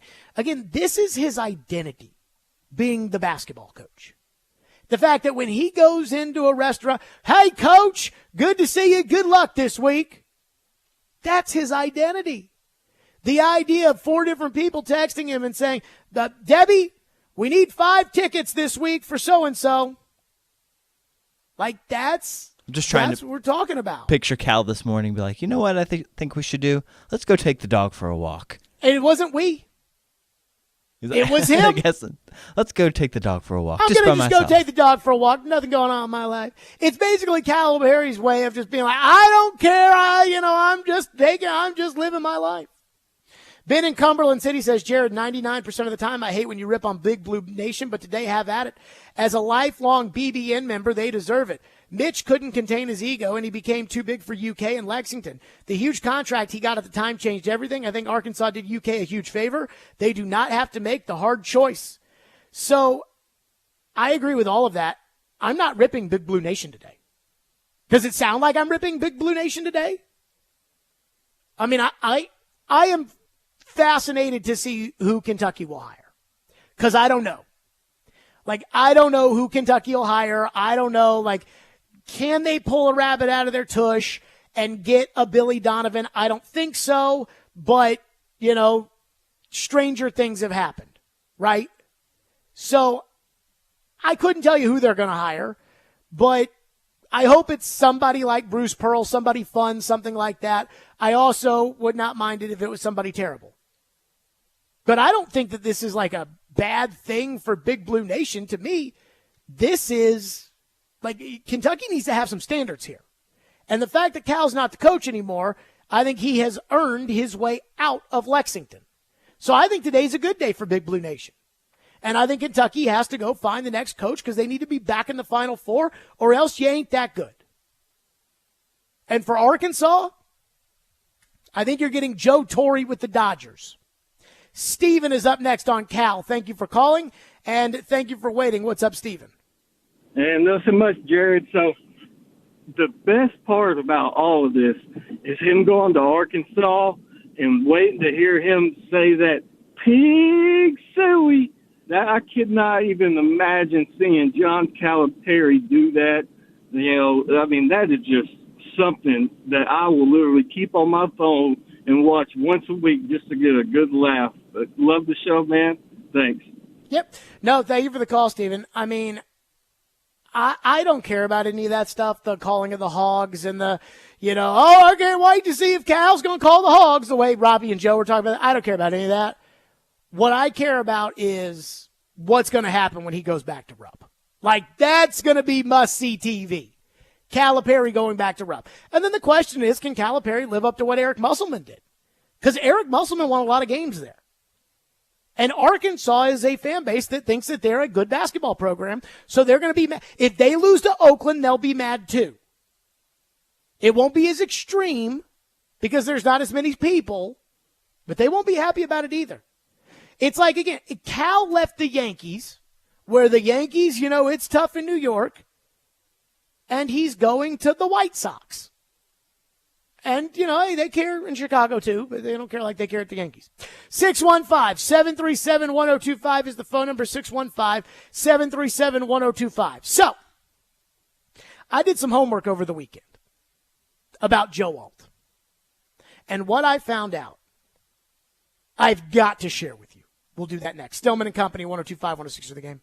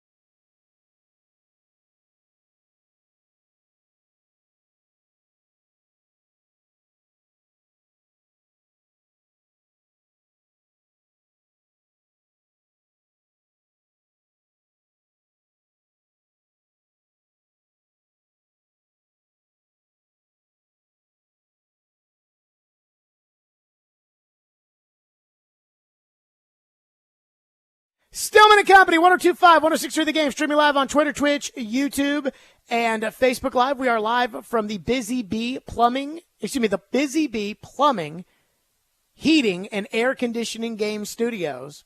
So this weekend, I dug in on Joe Alt. Just talking to people around, that would know and things like that. And I have made no secret that throughout this process here, I've really become attached to Joe Alt. It's probably not healthy.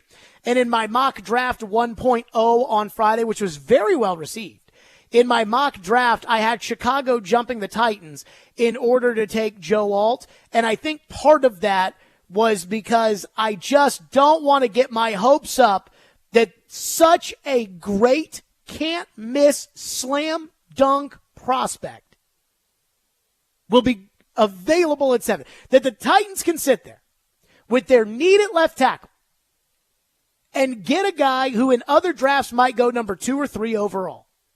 But 3 or 4 quarterbacks have to go because these teams need them. And then there's Marvin Harrison Jr., who people think might be a generational talent. And Malik Neighbors is a freaking dog. And then you might just be able to get Joe Alt. But I don't want to get my hopes up. And over the weekend, I talked to people, again, that would know better than you and know better than me. And I was like, tell me about Joe Alt off the field. Because I know on the field, Joe Alt never misses a game. Joe Alt's a great player. He never misses a game. 34 consecutive starts at Notre Dame. I know that he's got great measurables, huge size, the ideal hands for a tackle. Unlike Olu Fashanu, he's got the ideal hands, but he's got all the measurables. His athletic testing at the combine was off the charts. He played at a high-level Division I college against elite competition. Played against USC. Played against Ohio State. So, I mean, is this too good to be true? And I told you guys that when they had the Notre Dame Pro Day, they streamed it on Peacock. And I watched the interview Joe Alt did with the Notre Dame, NBC people. And I just came away loving it when he was talking about how his mom reads Twitter. And he's like, Mom, stay off it. I have no idea what it's going to be. I just, we just got to go about our business. And just such a likable and yet humble approach. So I said, tell me about Joe Alt off the field. Because I know all the good things on the field about Joe Alt. And everything I found out about Joe Alt reinforces to me more of why the Titans absolutely have to have this guy. Joe Alt is a mechanical engineering major at Notre Dame.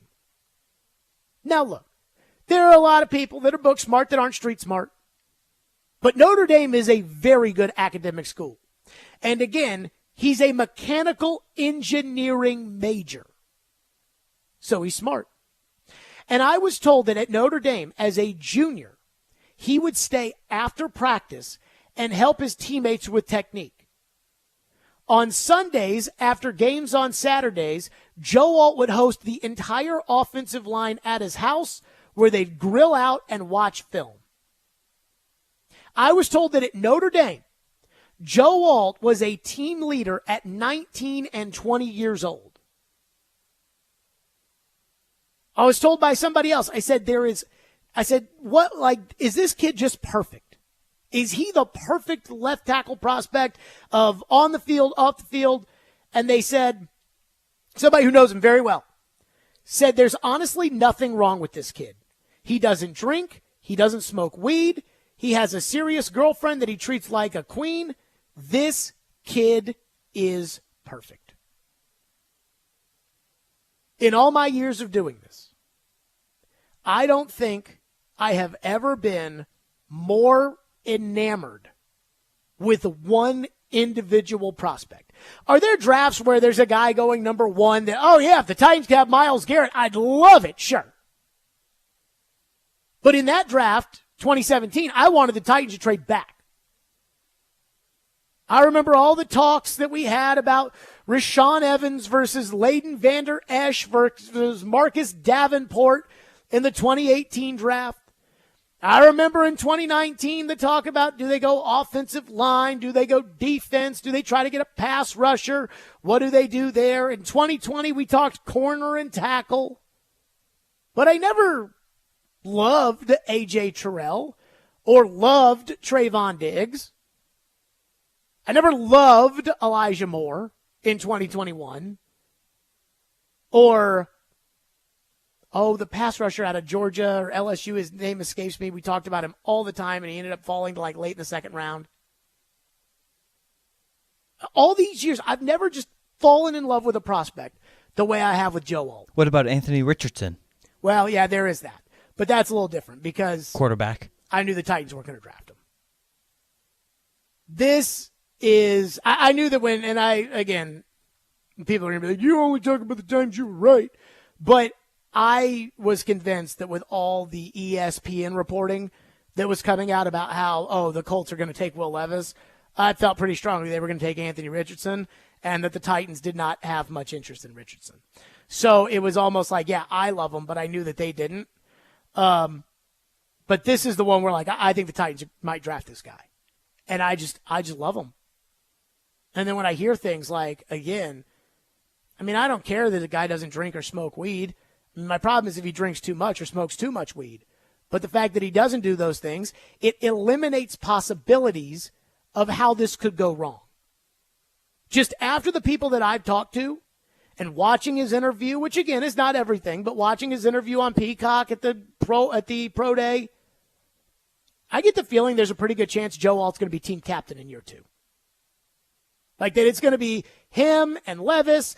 And if Levis is good, because if Levis is bad, then we got a whole different discussion. But like, him and Simmons, and as they build this next core, without Henry, without Tannehill, without Byard, without Autry, he's probably quickly going to be part of that leadership group, I would assume, if he's here. And I just can't. I mean, to me, Thomas Dimitroff used the term pillar player on the Sumer Sports draft show. Here's what Thomas Dimitroff said about Joe Alt. And when I hear this term, like, and everything that everybody's told me about Joe Alt, they literally go hand in hand. I mean, a guy that you can build your team around. It's why he is a pillar player, right? He's not only a pillar position, but a guy that you're going to be proud of of having as your pillar offensive tackle moving into many years. I mean, he's telling you, this is not just, we need a tackle, let's take a tackle, he's our tackle. This is Eddie George, in terms of what the guy represents to the team. And given the fact that the Titans don't have a lot of leaders on this team right now, they could use that. When I think of a prospect that checks every box, and then again, we hear the things, doesn't drink, doesn't smoke weed, has a serious girlfriend, was a leader, had the team over to his house, watches the tape. It's like not only is that a leader, but that's somebody that you draft him, knock on wood, no injuries, you don't have to worry about it. And the Titans need more players like that. They need more players that you don't have to worry about. The way that Byard was for so many years. I'm all in on Joe Alt. And it's going to break my heart if somebody takes him ahead of the Titans, and I'm going to go nuts if the Titans pass on him at 7. 615-737-1025. A lot of you want to weigh in on this, so we will. 615-737-1025 here on our program. Stillman and Company, 102.5, 106.3 The Game.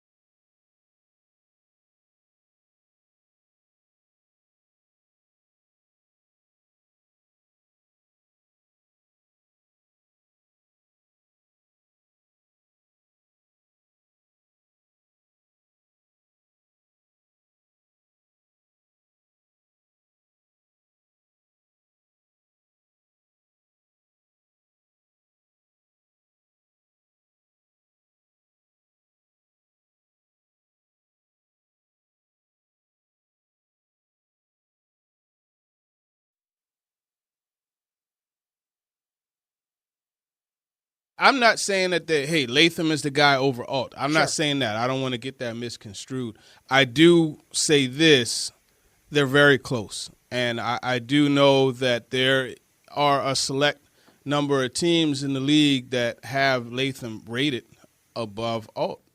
And I think when you have just a big mountainous guy like that, now I'm not saying draft him and flip him to the left side, but there are other teams who have drafted, a tackle early, right tackle that is. And you look at what the Eagles did with Lane Johnson. They drafted him and put him on the right side. I remember the 49ers drafted Anthony Davis out of Rutgers and flipped him to the right side. And they had Joe Staley and Anthony Davis for years. And you look at,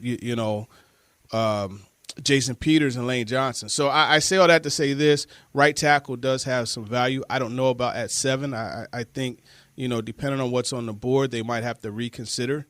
That was TD earlier this draft process on our show. TD's actually texting me about Joe Alt, about how, every cut that he watched, as TD said, he literally checks every box and is more athletic than he gets credit for. His shuttle, which is apparently the big deal to the Sumer Sports analytic gurus, his shuttle was supposedly off the charts. I mean, again, the people I talked to this weekend, they were like, dude, if the Titans pass on Joe Alt, they will regret it. That's what somebody told me. And I think, again, I think he'd be great for Skoronski. I think he'd be great for Levis. And as I said, I just think he's the guy. You draft him, and you just don't have to worry about it. And I'm convinced he's that good. Jacob texts in. Our phone line is driven by WilsonCountyHunter.com. Jacob says, I'm a lifelong Notre Dame fan. Out of so many great high-end offensive linemen, Joe Alt is by far the best to come out of Notre Dame. I'm convinced that if the Titans, if this were any other year, he's not lasting with the 7th pick. And maybe he'll be the biggest offensive line bust since Tony Mandarich. But Robert Gallery. But I just freaking love him. And I know how valuable left tackle is. And Joe Alt I just have never been so enamored with the prospect. And Ian, you brought up Anthony Richardson, which I thought was a really good point, because I would have been willing to trade up to number 3 for Anthony Richardson last year. Well, you just talked about how much you loved him. I did. I knew Anthony Richardson could be failed. And I think Indy's well on their way. These design sweeps for him. I had a former NFL head coach talk to me before Levis made his first start, who said that he was watching Indianapolis run design sweeps for Anthony Richardson. He's like, what are you trying to get the kid killed? But I knew that Anthony Richardson had room to go. But the talent he possessed was just unbelievable. I don't, other than injuries, which I hope never happen and could happen to anybody, I can't see how this doesn't work. More plug and play here for Joe Alt. I mean, just the floor. And that's another reason that, hey, it's like Trevor said, any other move other than drafting Joe Alt will cause Rand Carthon more heartburn than just drafting Joe Alt. One texter says, here's my problem. Alt is very passive with his punches. I have watched quite a bit of him. Nothing about him screams that I want to go to battle with him. You get inside his pads and he's done for. But that's not my biggest problem with Alt. He lacks aggression. And my fear is that when skill is matched against skill in this league, Alt will get bullied. And I felt this way even before I saw what Greg Cosell had to say. He's a good model citizen. Cool. It means nothing between the lines.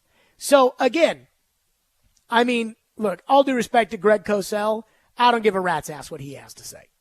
Well, I mean, play the Bruce Feldman cut again, Ian, where Bruce Feldman this morning on Robbie and Joe was talking to opposing college coaches about the offensive linemen in this class, and Bruce Feldman said they're not as good as Joe Alt. From everything I've gathered, they feel like there is a gap with Joe Alt. Joe Alt checks the most boxes. There's other guys who maybe have bigger weak spots or areas where they have to develop further on either one aspect as a pass protector, as a run blocker. There's been a couple of guys I talked to also faced other guys who were projected in the first round. And when I would ask them about other guys after talking about Joe Alt, they'd be like, are people talking about, blank? as a top 15 pick or something. And I was like, well, there's chatter that this guy's going to be a first round pick. He's like, oh, he's a good player. He ain't Joe Alt, though. He ain't Joe Alt. There's somebody tweeted me and said Fashion News better. I'm like, I read the Bruce Feldman piece at The Athletic where he did talk to the opposing coaches, and everything with Fashion News was he's great and has great size and this, but, and there was no but when it came to Joe Alt. Caleb says, should the Titans try to go up a spot or two in the draft to ensure that they get Alt, or is that not an option for the Titans? They just don't have enough draft capital. I mean, it's all a roll of the dice, right? So I know Chicago's going Caleb Williams. I know Washington and New England are going quarterback. I guess there's a chance New England could not go quarterback, but are they really going to start a new era off with Jacoby Brissett at quarterback? And let me say this. I did some more homework over the weekend. Again, the Jared Stillman Mock Draft 1.0, which is up on the podcast page if you want to see it. I had Chicago jumping Tennessee from 9 to 5 in order to draft Joe Alt, because I look at Chicago and I see QB1 Caleb Williams, wide receiver 1 DJ Moore, Jalen Johnson, corner number 1, Montez Sweat, edge number 1, and then Braxton Jones, their left tackle, is meh. But I did some work, and I just am convinced after having done some homework this weekend, doing the work. Quarterback. Arizona has a left tackle in Paris Johnson. They signed Jonah Williams. They're not in the left tackle market. Plus, they're trying to trade out. And all signs point to that being Minnesota, who they will trade out with. The Chargers, who the words coming out of the Chargers' mouth is that they might take Alt. The actions of the Chargers scream wide receiver. The Giants have 3 tackles. Atlanta behind you has a left tackle. Chicago at 9 doesn't seem interested in left tackle. So, like, the Jets at 10 are kind of the first team that could plop up to get in front of you to get Joe Alt. And the prices in order to make these trades are going to be so high because these teams at 4 and 5 are going to be talking to Minnesota and Denver and the Raiders about quarterback, that it's like, yeah, okay, you want to do it, 3 first-round picks, and nobody's trading 3 first-round picks for a left tackle. I don't think. So I am willing to roll the dice that Joe Alt is available at the 7th pick, knowing that if Joe Alt is not available at the 7th pick, there are still good linemen out there that you can have and elite wide receivers that'll be out there and everything else. I will be bummed if Joe Alt is not there at 7. If the 5th pick comes in and it's the Chargers taking Joe Alt, I will be crushed. If the Titans just choose not to take Joe Alt, I'll go nuts. One texter says, thanks, Jared. You're getting our hopes up, and there's no way he's making it to 7. Again, I just laid it out for you. If you think that the Jets are going to trade up from 10 to get to 5 to be able to take them, and again, the prices, it sounds like, in order to get to 4 or 5, 3 first-round draft choices. If that's the case for the Jets, then more power to them. But I don't think anybody's trading 3 first-round draft picks for a left tackle. So unless you think one of those teams is going to say, screw it, let's take a left tackle, even though we don't have a quarterback in Chicago, we don't have a quarterback in Washington, we don't have a quarterback in New England, we just took a top 10 left tackle in Arizona, we have a Pro Bowl left tackle in LA, and we've got 3 tackles, including a franchise left tackle we took in the top 10 and extended with the Giants, then there should be a chance that Joe Alt is there at 7. More of your phones on it. 615-737-1025 if you want to weigh in on the program. 615-737-1025. Let's talk about my friends at the Tennessee Men's Clinic. Fellas, you've put this off for way too long, and it is time to get it done and move forward with your sex life.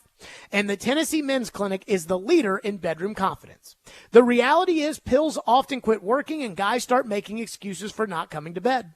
Did you know that studies show that men will be more irritable and argumentative before bed just to avoid failing at intimacy? I did not know that.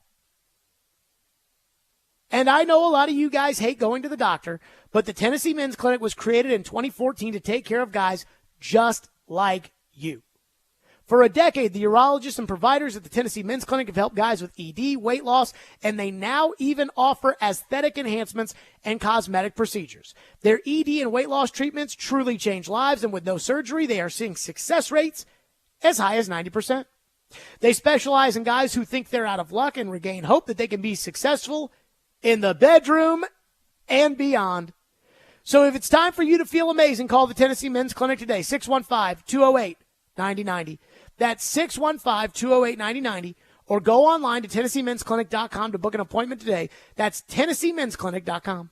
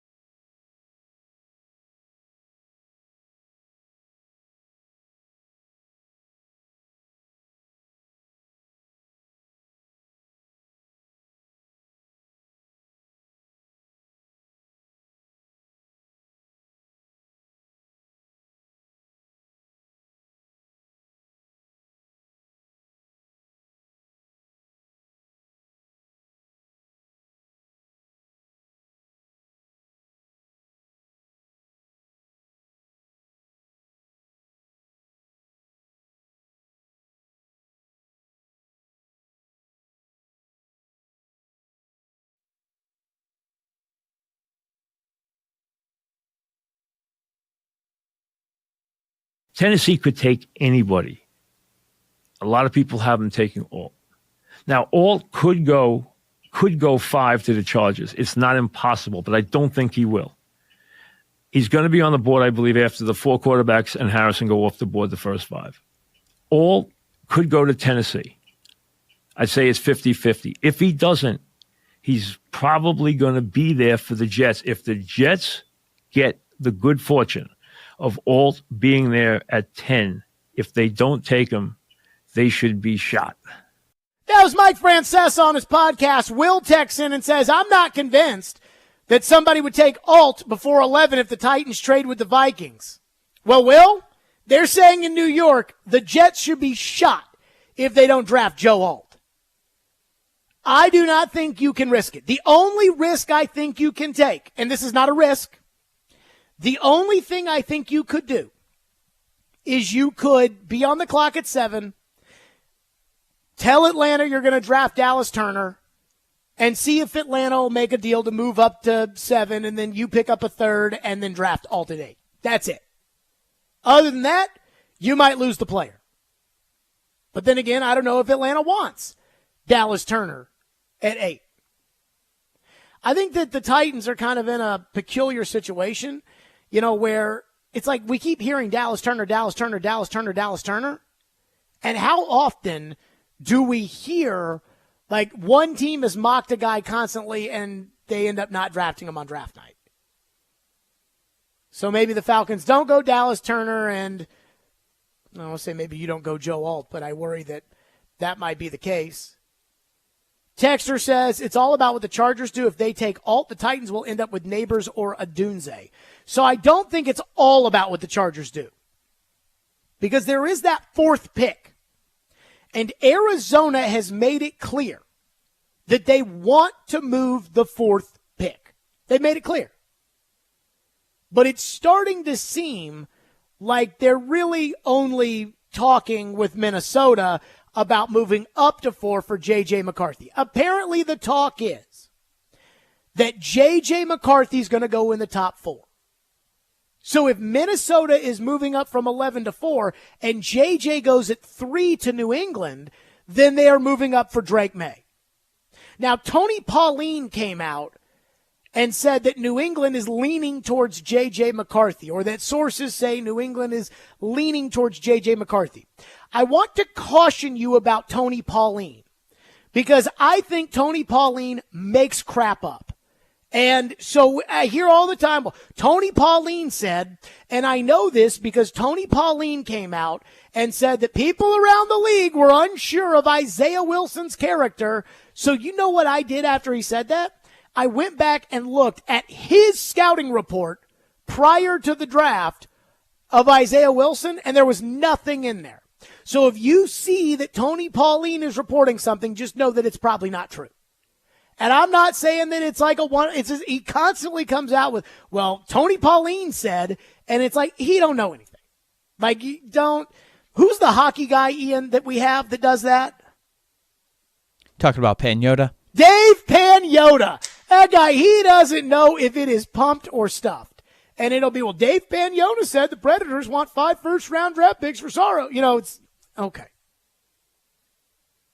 But so Arizona, if they move out of that pick for a quarterback or for Marvin, now that eliminates a spot.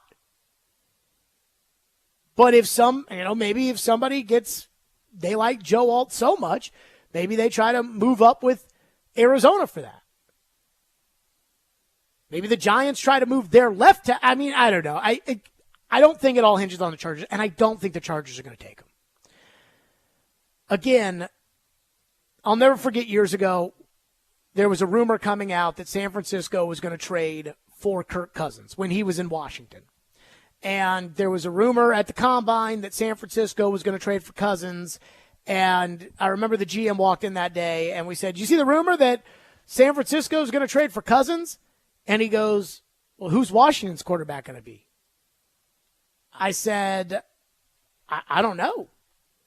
And he said, well, then no, they're not going to do it. I said, what do you mean? He goes, you have to have a quarterback. So when it comes to the Chargers, they don't have receivers, folks. Like, Josh Palmer is not a starting NFL receiver. And Quentin Johnston is a bust. They do not have a receiver. So they're going to draft a receiver. The question is, are they going to be drafting Marvin Harrison Jr. or Malik Neighbors, or are they going to be drafting Brian Thomas Jr.? That's the question. So I just cannot worry about the Chargers taking Joe Alt. I cannot see it. Larry says, what are the chances the Titans trade back if Alt goes before the 7th pick? So I was listening to Rick Spielman, the former Vikings general manager, has got a podcast with CBS that I listen to this time of year called With the First Pick. And I was listening to the podcast, and they were talking about all these draft trade scenarios. Like Denver moves up for J.J. McCarthy, or Denver moves back for Michael Penix, or this one moves up and this one moves back. And there were all these teams that it was like, this team could move back and this would be a great to move back to be able to. And all I heard were teams, and this wasn't Spielman saying this, there was a host that was kind of like Jared, the GM, and he was the guy that was kind of bringing, this team would love to trade back and this team would love to trade back. And it's like, all these teams want to trade back. But you have to have a dance partner in order to do it. So if Alt's off the board and the Titans are sitting there at 7, is there a team that would trade up to 7 to draft one of the receivers? Because if Alt's off the board, the receivers are there. Would somebody be willing to do it? And I just don't know the answer, right? Like Chicago does not have a ton of draft capital. So you'd have to take something in next year's draft. Would you be willing to switch from 9 to 7 so that they could get Malik Neighbors and then you could take Olu Fashanu, but you'd only get a 4th round draft choice in order to do it? Or you'd get a 3rd round draft choice next year. Would you be willing to do that? And would Chicago, who's used a lot of their draft capital, again, trading for Montez Sweat, trading for Keenan Allen, would Chicago even be willing to trade next year's picks, knowing that Keenan Allen's not going to be around for forever? Texter says, the Titans getting jumped for Joe Alt is a great talking point that nobody is discussing enough. Thank you for finally addressing it. But again, the question is, are the Jets willing to give up next year's 1st round pick to move up and jump the Titans? Because I believe that's what the difference between 5 and 10 is. Let me pull up the draft chart. I should have it up here somewhere. I've got all the charts. I got them all somewhere, all these tabs and everything else. So if I pull up the draft trade chart, I do wonder what it says about moving from 5. I'm going to guess that it's a 1st round draft choice. Well, let me ask you this question. Would you trade next year's 1st round pick for Joe Alt? And I love Joe Alt, but I wouldn't do it. Okay, so 10 is 1,300 points. 5 is 1,700 points. That's a difference of 400 points, which is the 50th pick in the draft. So basically the Jets, by my count, would have to give up, and they don't have a 2nd round pick because that went to Green Bay for Aaron Rodgers. I mean, the Jets would probably have to give up a 3rd and a 4th to move up from 10 to 5. Probably more than that. Yeah, probably. Yeah, you're right. Yeah. It's more than that. Probably a 3rd this year and a 3rd next year. Or a 3rd this year and a 2nd next year. Like, they'd have to, and I'm not sure that they would do that.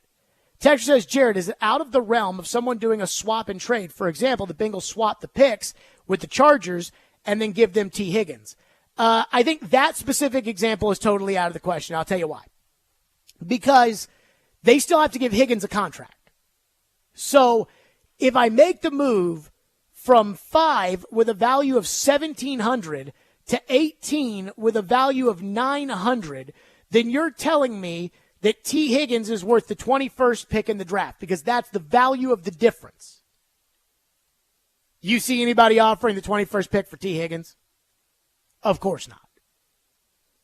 So now maybe Cincinnati could get, really creative, and it could be Higgins and a 2nd, and then they swap spot, it could be something like that, but we normally don't see trades like that.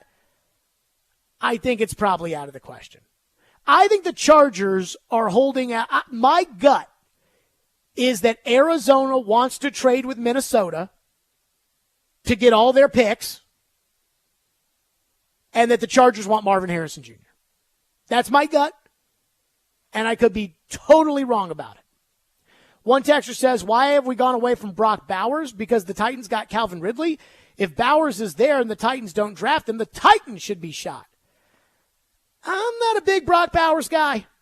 I mean, he's a great player, but, I just don't think it's as important as left tackle. 615-737-1025 is our phone number on the program, 615-737-1025. If you want to weigh in on our program today, that's your shot to get into it here at 615-737-1025. Speaking of that Arizona pick at 4, the price that Minnesota might pay, and somebody with deep ties to Minnesota tells you what they're going to have to do, and this blows my mind, and it probably takes the Titans out of the discussion as far as trading with the Vikings at 11. We'll do it next. Stillman and Company right here, 102.5, 106 through the game.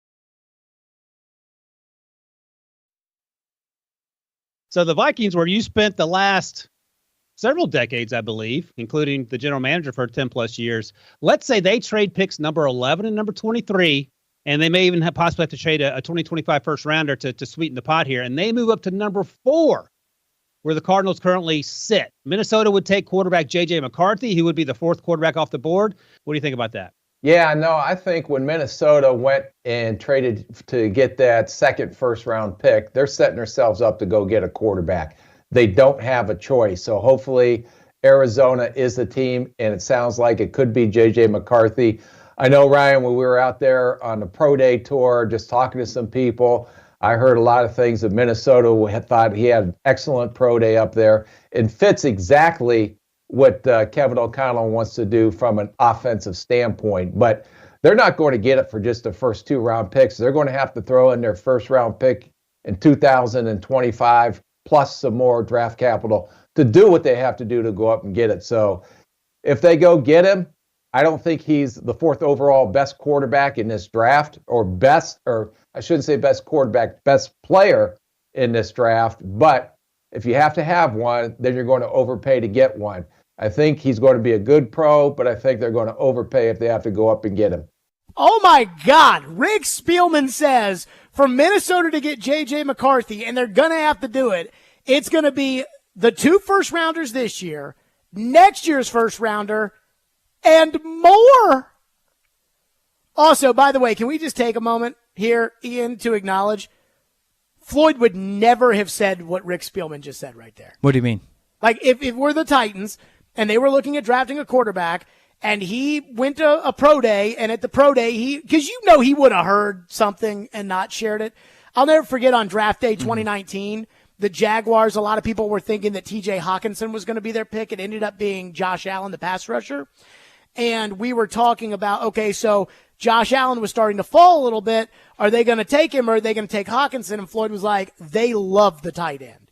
And I said, how do you know that? And he looked at me and goes, they love him. And I was like, okay, he knows it, I guess. He would never go on the radio, though, and say that the Titans would have to trade 3 first-round draft choices and more in order to go up and get a quarterback. You don't think so? No, he'd keep that one right in the heart. Well, maybe. And if he had heard at the pro day that they liked him, he never would have shared that. Yeah, probably not. So, good tea there from Rick Spielman. Can I ask a question every time I hear something like that? And I am not shooting the messenger here when I say this. Because I love Spielman. And I think, I think he respects me because we've had him on Sirius a bunch and whatnot. Are these people freaking stupid? Like, I'm dead serious in Minnesota. Are these people freaking stupid? 3 first-round choices and more for J.J. McCarthy, and they've already dealt next year's second.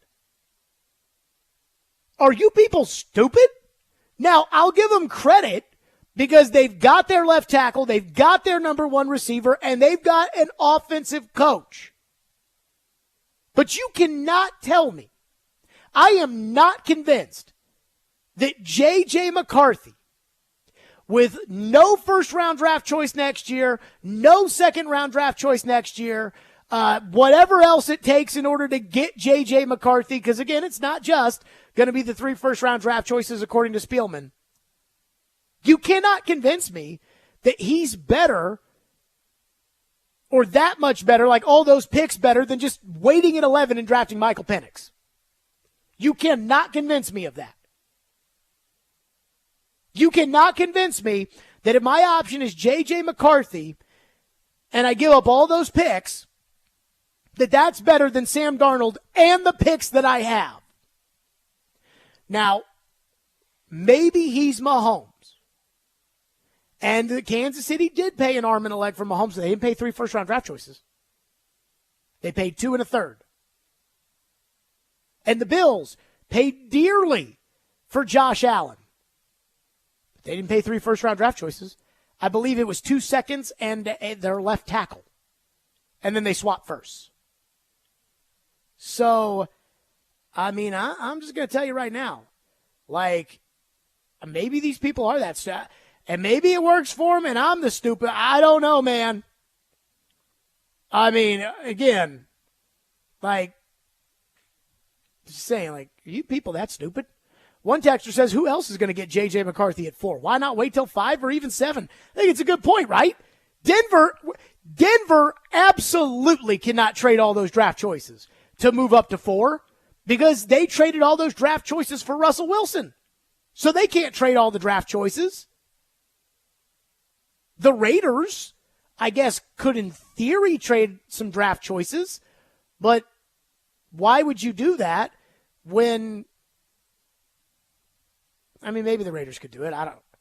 I agree with the texter. Why do that all for J.J. McCarthy? Agreed. Skeeter says he's a Vikings fan. Says they aren't mortgaging that much of their future. I'm a huge Viking fan, and I will be so disappointed if they did that.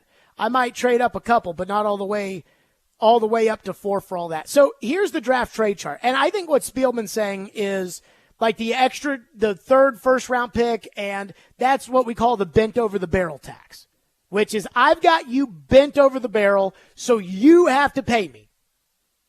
Because the chart says that Minnesota's 11th pick plus, which is $1,250, plus their 23rd pick, which is 760, that is about equal to the 1,800 that Arizona's pick is worth.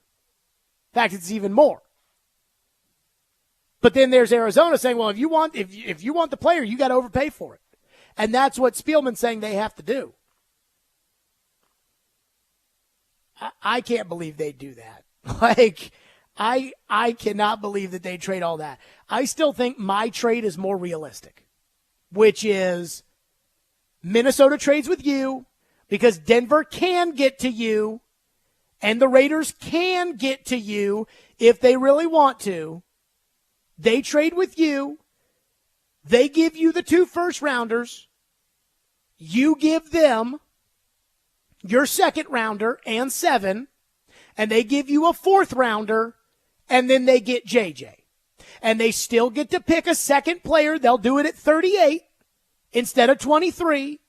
And then they give you the 4th-rounder, and in the deep receiver and tackle draft, you get another pick right outside the top 100 where you're picking at 106. So then you get the Vikings at 108. And if you want to package them and move back into the 3rd round, you can. That makes a lot more sense for everybody than let's trade them all for JJ. That one I'm not sure.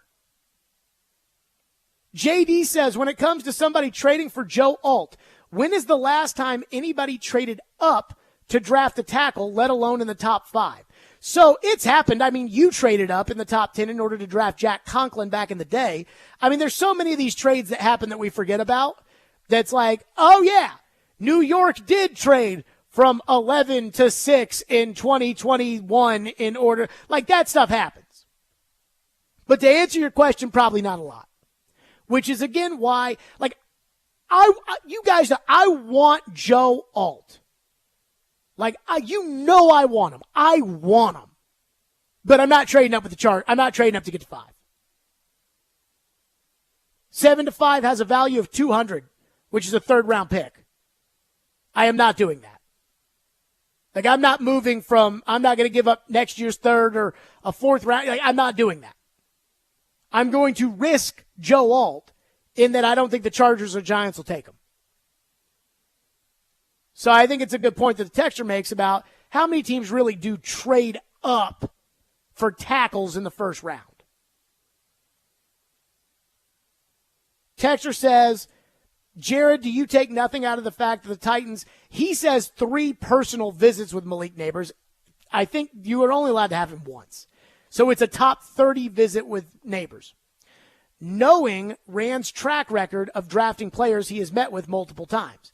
That's from Tyree. I don't know how many times Rand's met with Neighbors, and I don't know about how many times that Rand's done that in the past. Couldn't tell you. And look, Neighbors is a good ball player. You got to have all your bases covered. But I'll go crazy and you know I love Neighbors, but if they take him over Alt, I'll go nuts.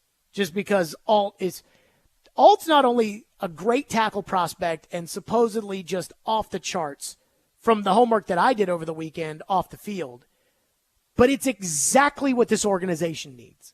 So I'll be really, really sad if they don't get him. 615-737-1025. TD brings up the Trey Lance trade. Text me about the Trey Lance. Let me tell you something.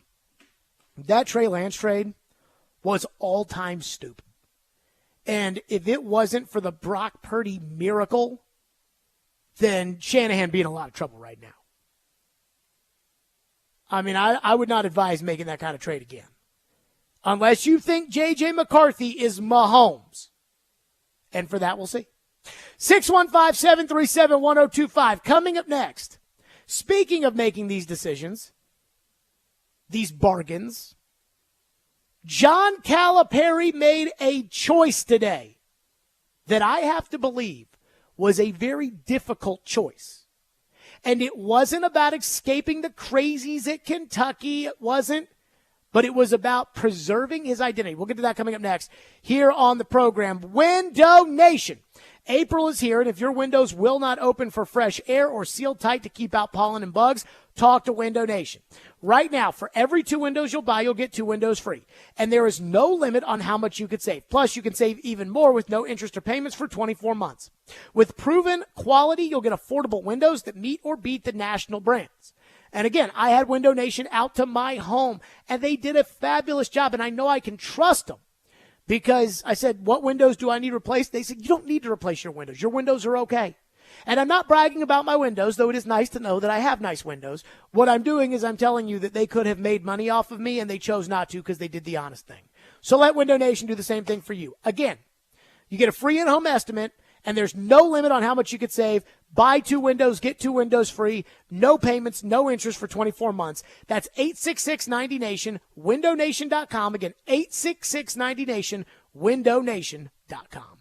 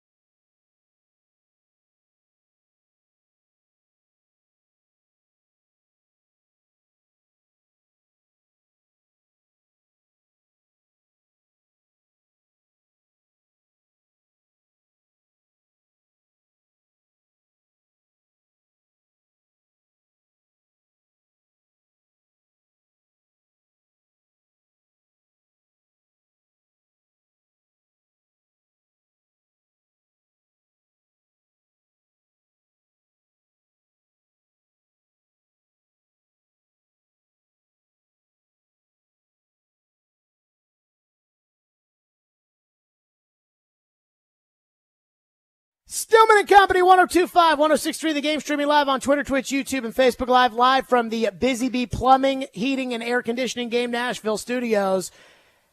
So, when I think about my life, right, and I think about who I am, I always think about this radio show first, right?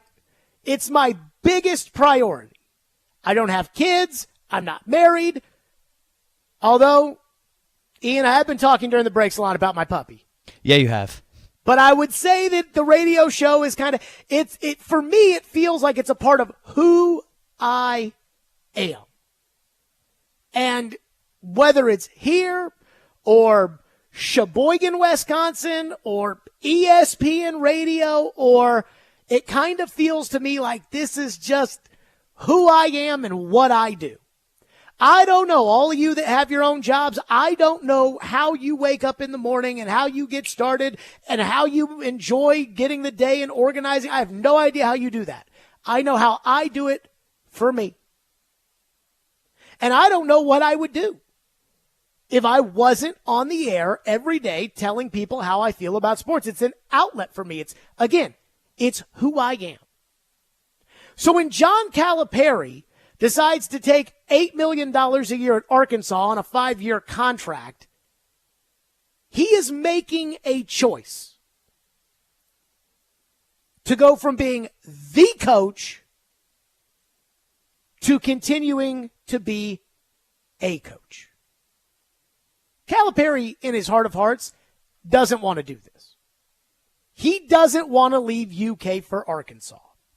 But it is the best option that he has to maintain who he is, which is a coach.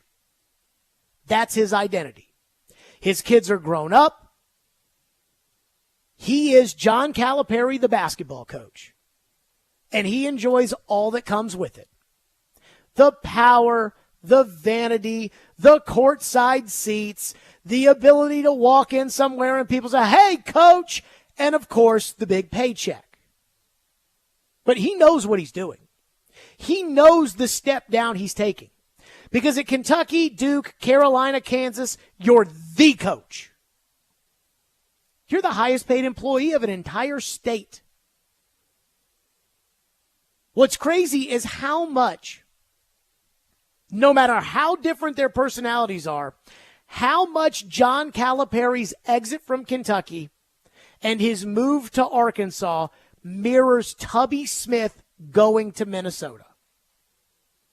And when Tubby Smith went to Minnesota and went to Texas Tech and went to Memphis, Tubby was still a coach.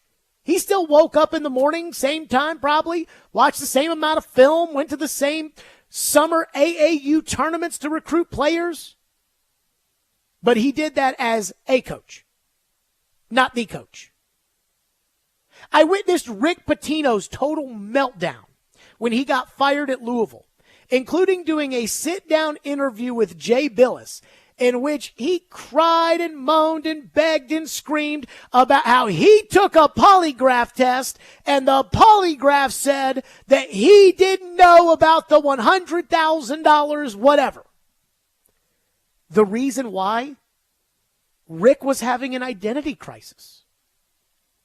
I was at Louisville when Rick was at Louisville. I was on the radio when Rick was at Louisville.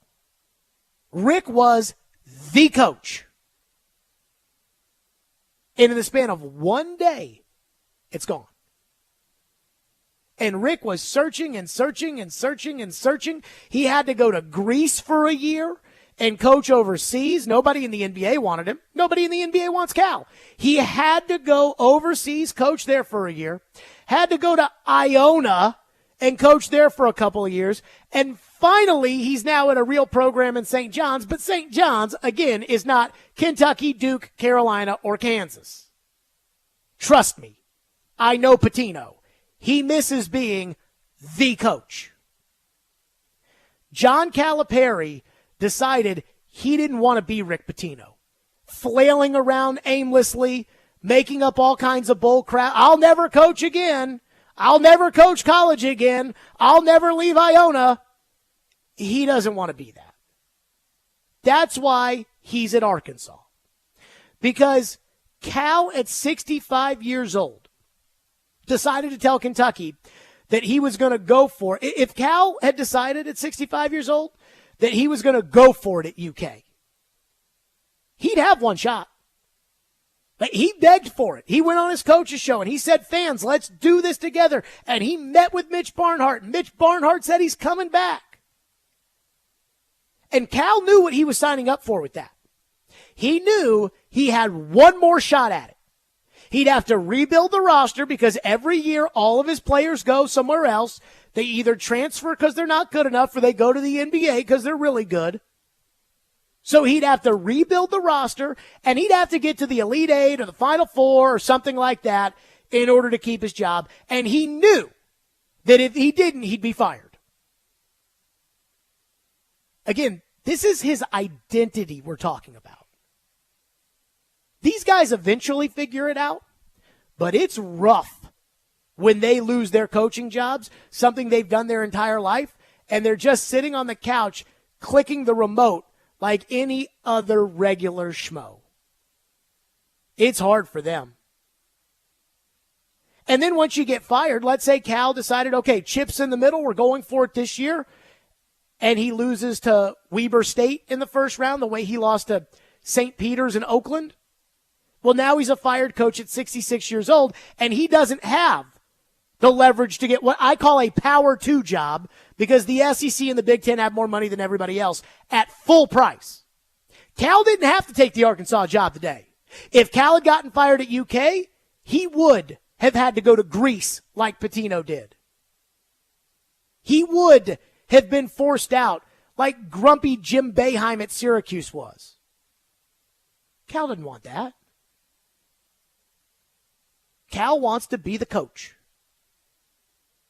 So he got a full price deal from an AD that was absolutely desperate after having been turned down by one guy in his own conference, Chris Beard, and another guy in Jerome Tang, who most people don't even know who that is. Their other interview was going to be with Will Wade and then the Arkansas Little Rock coach. The boosters were not happy that they couldn't get Chris Beard and embarrassed that they couldn't get Jerome Tang and probably disappointed that they lost a pretty good coach in Eric Musselman. So they basically looked at him and said, hey, man, you're screwing this up. And Calipari looked at Arkansas and Hunter Yurachek, the athletic director, and knew he was vulnerable. And Calipari did the math. 5-year contract at 65 years old at Arkansas for $8 million a year. Ian, what is 8 times 5? 40. How much money does Kentucky owe Cal if they fire him? 33. Calipari got paid. Calipari's going to be the coach for at least the next 3 years. And Calipari's going to make the tournament because Calipari's a good enough coach. And even though he's lost his fastball, he can still pitch in the big leagues. So he's going to make the tournament at Arkansas. He'll probably win some games. And you know how this works in college basketball. They'll sign him to a contract extension, and Cal will get to coach until he doesn't want to coach anymore. And he will do it with a full-priced contract. If Cal had waited a year, he may not have had that opportunity. Cal may have bombed out with all the vitriol and anger and everything else. And he would have been like Butch Jones and have to go work as an intern for Nick Saban. Cal didn't want to do that. But his days of being the coach, that's over. Because you can't be the coach at Arkansas. Just like Pitino can't be the coach at St. John's. Just like Tubby Smith wasn't the coach at Minnesota or Texas Tech or Memphis. That's why Kay was never going to leave Duke. And Roy was never going to leave UNC. Because they weren't interested in being Bobby Knight at Texas Tech. That's what John Calipari is today. It was a calculated bargain. It was a plea deal. Save my identity, save what I do for a living, and save the embarrassment of being fired but I'm no longer the coach, and I never will be again. That's a tough choice to make. 615-737-1025 is the phone number, 615-737-1025. So, the Lady Vols made an incredibly uninspiring hire. And everybody's trying to couch it with, oh no, Danny White, he hired Nate Oates, Jared. He did this, he did that. You'll see. I mean, that's fine, but you were the ones that are like, we're the Lady Vols, we're better than everybody. And yet they hired a coach who has less Power 5 women's basketball experience than I have.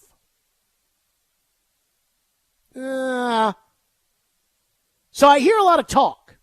And Kentucky loves to do the talking. And if they do the talking, there's one guy, they'll find a way. We'll do that next. Stillman & Company, 615-737-1025, 1025, 106 for the game.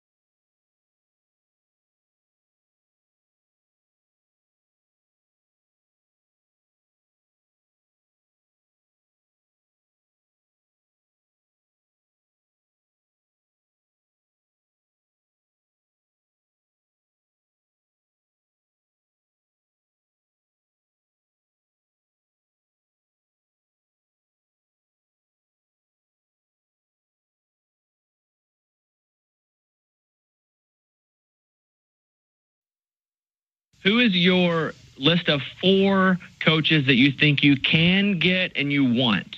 All right, so can get, I don't know. Want in order would be Danny Hurley, Billy Donovan, Nate Oates. Well, excuse me, let me take this back. Danny Hurley, Jay Wright, Billy Donovan, Nate Oates. There are other people I would be satisfied with, but those are the 4. If you gave me one of those 4, I'm jumping up and down for the next week. If you give me one in the next group, which I think includes Scott Drew and probably other names that I don't know yet, I'm going to be fine with it, but they're going to have some proving to do. There you go. That was Matt Jones this morning on Kentucky Sports Radio. So, right out the gate, who do you want to be the coach? Billy Donovan. You're not getting Billy Donovan. Billy Donovan is an NBA coach. Billy Donovan does not want to coach college, and the money is probably, I would guess, similar, right? And not only that, in order to do it, Billy Donovan has a team that's technically in the NBA playoffs right now. So what, Billy's going to just leave the team and go build a roster at UK? Because the transfer portal opens up on Thursday, and UK needs a roster. So that's out. The second was Jay Wright. He's retired. Why not try to go get Phil Jackson while you're at it? The third name was Danny Hurley, who's going to be coaching tonight at Connecticut. Tonight, Connecticut is going to win their second straight NCAA tournament. In fact, he has turned the Connecticut men's team into what the Connecticut women's team used to be. He is, in my opinion, right now, the best coach in college basketball. And he makes $5 million a year. Why can't Kentucky offer him 10? I mean, Danny Hurley's not retiring. And again, I'm sure he's probably committed to UConn, probably loves it there. He signed contracts there. I'm sure he's got a whatever. You're Kentucky. All I ever hear about is how great Kentucky is. The day that Kentucky lost to Oakland, I heard Matt Jones go on a Barstool show and say that if Cal's out, they want Brad Stevens or Jay Wright. Boy, I tell you, that's a real tall order right there. So the best coach who has a job, in my opinion, again, is Danny Hurley. Danny Hurley's better than Nate Oates. He's better than Bruce Pearl. He's better than Scott Drew. He's better than Mark Few. He's probably right now the best coach in the country. Why does Kentucky, with their SEC money and the money that they're going to save by Calipari breaking the lifetime contract and leaving, why don't they just pull up tomorrow morning to Danny Hurley's front door with a dump truck full of money and just say $9 million a season? UConn cannot pay him $9 million a year. And so would he take a pay raise to $7 million at UConn? Can UConn, a school that doesn't have football? I mean, I know they have a football team, but they're an independent. They don't get a TV contract for football. Can a school that doesn't have a football program, when Kentucky's getting the SEC money in the gate, can they really pay $7 million a year to a basketball coach? I hear this all the time, these proud programs. They always want to tell everybody how great they are. They always want to tell everybody how much money they have. They always want to tell everybody, and then push comes to shove, and they're like, oh, that's too rich for me. Why? I thought it just means more at UK in basketball, right? I thought that the lifetime contract for Cal was a statement of how dedicated we are. We'll show you and we'll. So why can't you just, again, UConn is not what I would call a Power 2 job. We know about the Power 5, and UConn's not that. But with the Pac-12 disintegrating and the ACC and the Big 12 essentially being substandard conferences compared to the Big 10 and the SEC, the money, the cash, belongs in those two sports with those two massive television contracts. why can't Kentucky just go buy him? Why not? I call it New York Yankeeing somebody. Because in my lifetime, when I was a kid and George Steinbrenner owned the Yankees, if the Yankees wanted somebody, they got him. That was just how it was. We need a pitcher. All right, let's just go get Roger Clemens. We need a third baseman. Okay, let's just go get Wade Boggs. We need a first baseman. Okay, let's just go get Jason Giambi. And sometimes the Yankees threw some stupid money at some dudes that were kind of one-hit wonders, and they were never. Anybody remember Carl Pavano? Had a 20-win season and won a World Series with the Marlins, and then they end up signing him to the Yankees, and I think he made it like a year. But that's what the Yankees did. And, of course, the ultimate one was when Boston was trying to swing a deal to get Alex Rodriguez, and they couldn't, and then the Yankees went and grabbed him, and that's when the evil empire was formed by the late Red Sox president who passed away last week, Larry Lucchino. That is New York Yankeeing somebody, which is you got a coach, he's a good coach, he's a national championship coach, and we're going to buy him from you, and there's nothing you can do about it. And there's one school that does it all the time, and it's LSU. Well, LSU's not making more money than Kentucky. But LSU can just go get Brian Kelly? Oh, yeah, we need a new football coach because our national championship winning football coach stinks now, and so we're going to pay him $14 million to leave because we don't want him anymore, and we're going to go to Notre Dame's coach and give him so much money that he can't say no. Jack Swarbrick, who was the athletic director at Notre Dame, said Brian Kelly called him, told him how much LSU was offering, and said, good luck. They did the same thing with Kim Mulkey in women's basketball. Why can't UK do that tomorrow with Danny Hurley? So if you're as great as you say you are, UK, go pay $10 million for a basketball coach. But for some reason, I don't think they'll do that. For some reason, I think it'll be Nate Oates or Scott Drew. But that's what I'd do. If I was UK, I'd want a moment of truth where we lay the money on the table to basically say we're the University of Kentucky, which is the same reason why I'm disappointed that the Lady Vols hired a head coach who's got 1 year at the Division I level, paid her $700,000. Like, oh, okay, your $700,000 one-year coach is now going to war with Don Staley. Good luck. Cameron says, in our phone line driven by WilsonCountyHunter.com, Cameron says, Cal is the most overrated coach in college basketball and maybe all of major sports right now. To use one of your terms, he is a TV coach. It will be very interesting to see if the national media keeps carrying tons of water for this goon now that he is not at Kentucky anymore. I think the thing with Calipari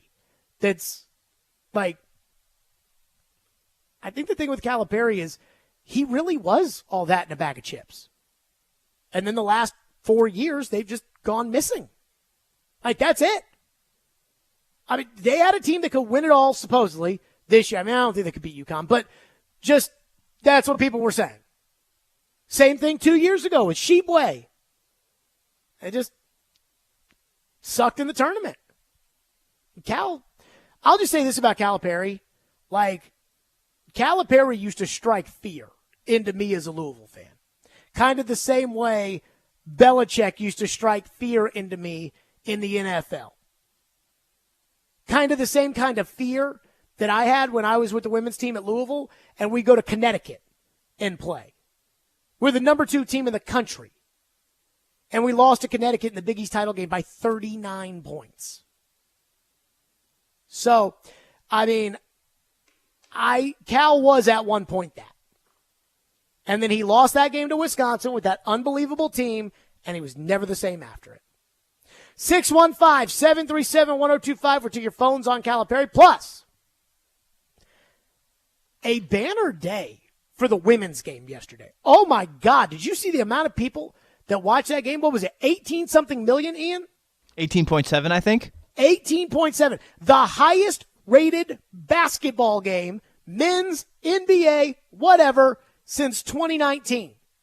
I got a thought on that. We'll do it next, and then we're right back to your phones here on the program. Let's talk about White Bison. That's right. I love White Bison. And White Bison is your local coffee shop with specialty coffee and so much more.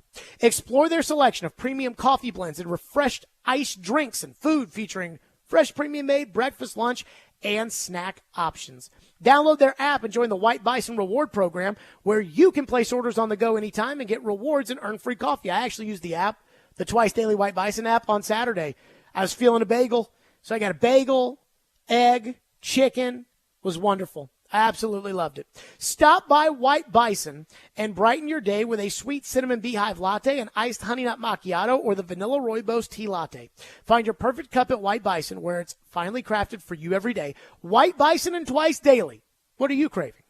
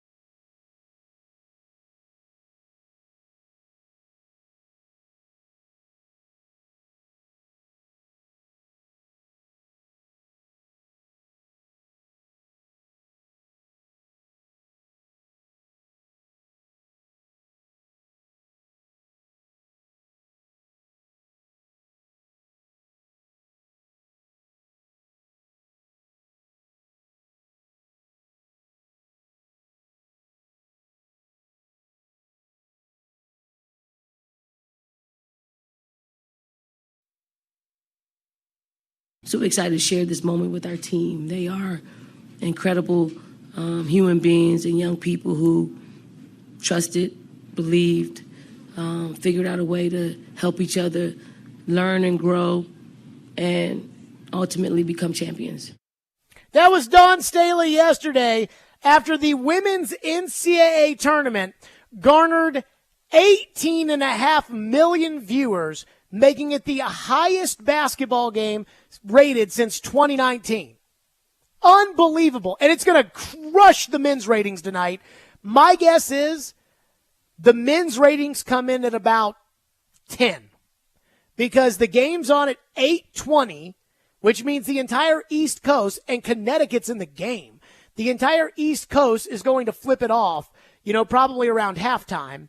And then on top of it, there's, UConn and Purdue are not power brands. And not only are they not power brands, they don't have fairly interesting coaches. This is not Roy Williams versus Kay. And the game's on TBS. So the women's game is going to crush the men's game. And we will not see an NBA playoff game that garners the kind of ratings that the women's game garnered yesterday. And I'm going to tell you what, there's like 3 or 4 things that are at play here. See, everybody thinks when something massive happens that it is because of one singular reason. And sometimes it is. But most of the time, it's a confluence of a lot of different things all at one time blossoming. And that's what's happened in the women's game. So the first thing is this. The women's game has made a transformation over the last 15 years since I got involved with it. I went to Louisville and I became a manager for the women's basketball team because I knew somebody here who knew somebody there who connected me with the program, and it was an opportunity for me to get into sports because I knew I wanted to work in sports, and quite frankly, it's exactly how I got to where I am today. So I guess that worked out. But it took me like a week, and I was hooked. I mean, I loved practice, I loved the games, I loved the travel, I loved it all. And I got really into it, being a part of a team. And whether that was doing laundry or, driving people to the airport or, chauffeuring recruits around or whatever it might have been, I was totally fine for all of it. Seriously. Because I was a part of a team. And I'm like, this is a great sport. And my friends at the time were like, the women's game. It's not that. They missed too many layups. I'm like, guys, it's a good sport. My dad, because I was part of, was with the team, he started watching. He got into it, right around when we made a run in the Big East tournament. He got into it. And I just knew, I was like, man, this is a great sport. But the one problem they had was UConn beat everybody by 1,000 points every game. And that wasn't good for business. Well, now there are so many quality teams out there that there is some parity, but at the end of the day, it's the best of the best that are playing in this sport. South Carolina, UConn, Caitlin Clark, LSU, they're the best of the best. And that's what we want to see. We don't want to see Scarbini State in the Final Four, and in women's basketball, we had the behemoths. So the quality of the game has improved significantly over the years.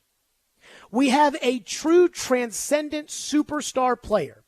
Caitlin Clark is the greatest women's basketball player of all time.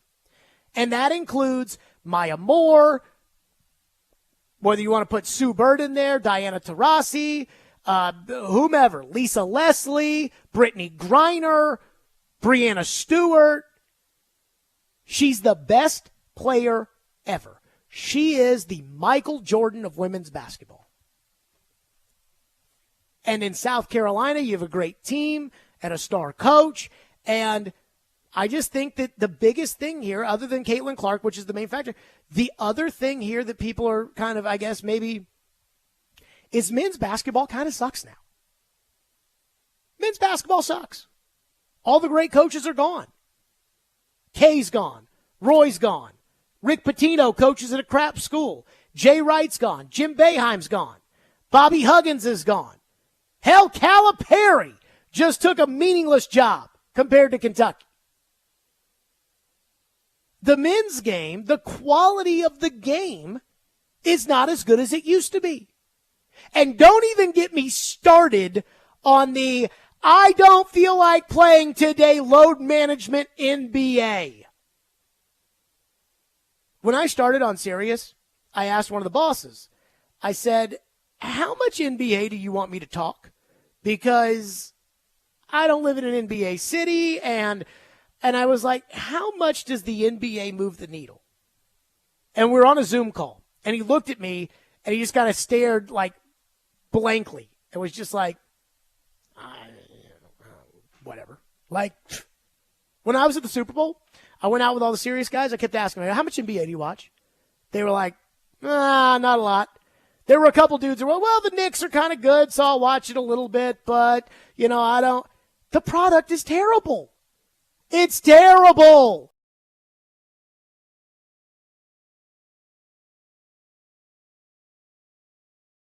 Half the time, Draymond Green is out there punching somebody in the testicles. I mean, it's like something new, and it's bad. The NBA is a bad product. Men's basketball is a bad product right now. The quality of the game. The superstars are there for 5 minutes, and then they leave, or they go to another school, and again, Dalton Knecht was the second best player in college basketball this year, and we knew about him for all of 3 weeks, and now he's gone. We didn't have that in women's. We know the stars of women's basketball. And so I just want to congratulate everybody who's associated with the women's game because it has just popped. And it won't get 18-5 next year without Caitlin Clark. And it'll drop off a little bit without her being a superstar. But I thought this a couple years ago when Arizona was in the national title game, and I was like, women's basketball's arrived. The way the NCAA does the tournaments, the men's tournament has a TV deal with CBS and Turner, and that's its own deal. And all the other Olympic sports are all bundled together, and that tournament is sold to ESPN. Well, they need to take the women's tournament out of that and sell it separately. Because if you took the women's game right now with live rights and streaming and everybody is just craving for live rights. If you took that women's tournament out to somebody, the money would be there. It's skyrocket. The NBA can't get it. They keep making more money, and it's an unwatchable product. So congratulations to the women's game. It deserves it. It's earned it. And I'm happy for everybody who is involved in women's basketball, who has believed that women's basketball could be this, because everybody was watching last night. Everybody. Yesterday, that late window on Sunday, that was an NFL game. That was a Dallas Cowboy late Sunday game, and the ratings prove it. 615-737-1025. LD says, don't act like women's pro ball is any better. It stinks. Women's college ball. But I think college ball is better than the NBA. Joel's mad about my Lady Vols take. Jared, you never thought Josh Heupel would beat Nick Saban when Danny White hired him. You always talked about the Fakakta offense Heupel runs. Maybe Danny White thinks that Kim Caldwell's system can give the Lady Vols an edge. Josh Heupel had been a head coach for more than 1 year. I mean, again, Josh Heupel won a national title at a behemoth of a program in Oklahoma. Josh Heupel had been an offensive coordinator in the SEC. Kim Caldwell, again, and I'm going to keep saying it only because it's true and it's kind of embarrassing, she has less Power 5 women's basketball experience than I do. She didn't play Division I basketball. She didn't coach Division I basketball until this year, and she was never an assistant coach at a Power 5 program, and now you're just going to say, oh, no, it'll be fine. You watch. She'll go and she'll dominate in a league with Dawn Staley and Kim Mulkey? I mean, I was at Louisville with Jeff Walsh, who I think is one of the best coaches in the country, and I think everybody kind of thinks that. He had been the top assistant on a national championship team in Maryland back in the day. I mean, it's just, so don't give me this, oh no, the system, this is going to be the, maybe. I just know this. I talked to somebody who's coached against Kim Caldwell yesterday, and I didn't even know it. And I was like, so is she all that in a bag of chips? And they were like, no. And the style that she plays, the person that's coached against her told me, was not conducive to the way superstars play. You know, it's 5 in, 5 out. Give it your all for 90 seconds. It's basically the John Hines way of basketball. One texter says, in regards to Danny Hurley to Kentucky, I used to live in New Haven, Connecticut for school, and the proximity to New York and Boston magnified every event there. Also, ESPN is close to Storrs, Connecticut, so I wonder how much the extra recognition makes coaching and playing there more valuable than it otherwise would be. Kentucky is a legendary program, but lately they have consistently choked, and they are in Kentucky. Let me tell you something about the proximity to New York and Boston and Connecticut and who was left out in musical chairs in conference realignment the last time we got this pony started. Wasn't West Virginia. They ended up in the Big 12. Wasn't Louisville. They ended up in the ACC. Wasn't Pittsburgh or Syracuse. Wasn't Rutgers. It was UConn. UConn got left out. With the best women's team in the country, with a great men's basketball program, and with a football team that had recently been to a Fiesta Bowl. So the fact that, well, it's close to ESPN, maybe he'll turn down Kentucky and the SEC money is ridiculous. They don't have that kind of money. They just don't have it. So, this idea of like, oh, he would, UConn is close to New York and Boston, so maybe Danny Hurley would like that. Somebody texted and said, he's a Northeast guy. Well, he's a Northeast guy making $5 million. Do you think that he would be a Northeast guy who would move to the South to double it to coach at Kentucky? That's, at least for me, the reality of it. 615-737-1025. Tonight is the national championship, the bittersweet end of the tournament of what has kind of been outside of that UT Purdue game. I think kind of been a lousy tournament. It's been okay, but I feel much better about the women's tournament than I do the men's tournament. Whether you're betting on the favorite or the underdog, it's time to go dancing on America's #1 sportsbook and my official sportsbook app, that's FanDuel. Right now, new customers get $200 in bonus bets if your first $5 bet wins, and that's $200 to use on point spreads, money lines, or anything else that catches your eye. Just visit FanDuel.com/JGM and bet on college hoops until they cut down the nets.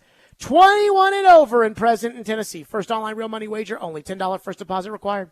Bonus issued is non-withdrawable bonus bets that expire 7 days after receipt. See terms at sportsbook.fanduel.com. Gambling problem? Call the Tennessee Red Line at 1-800-889-9789.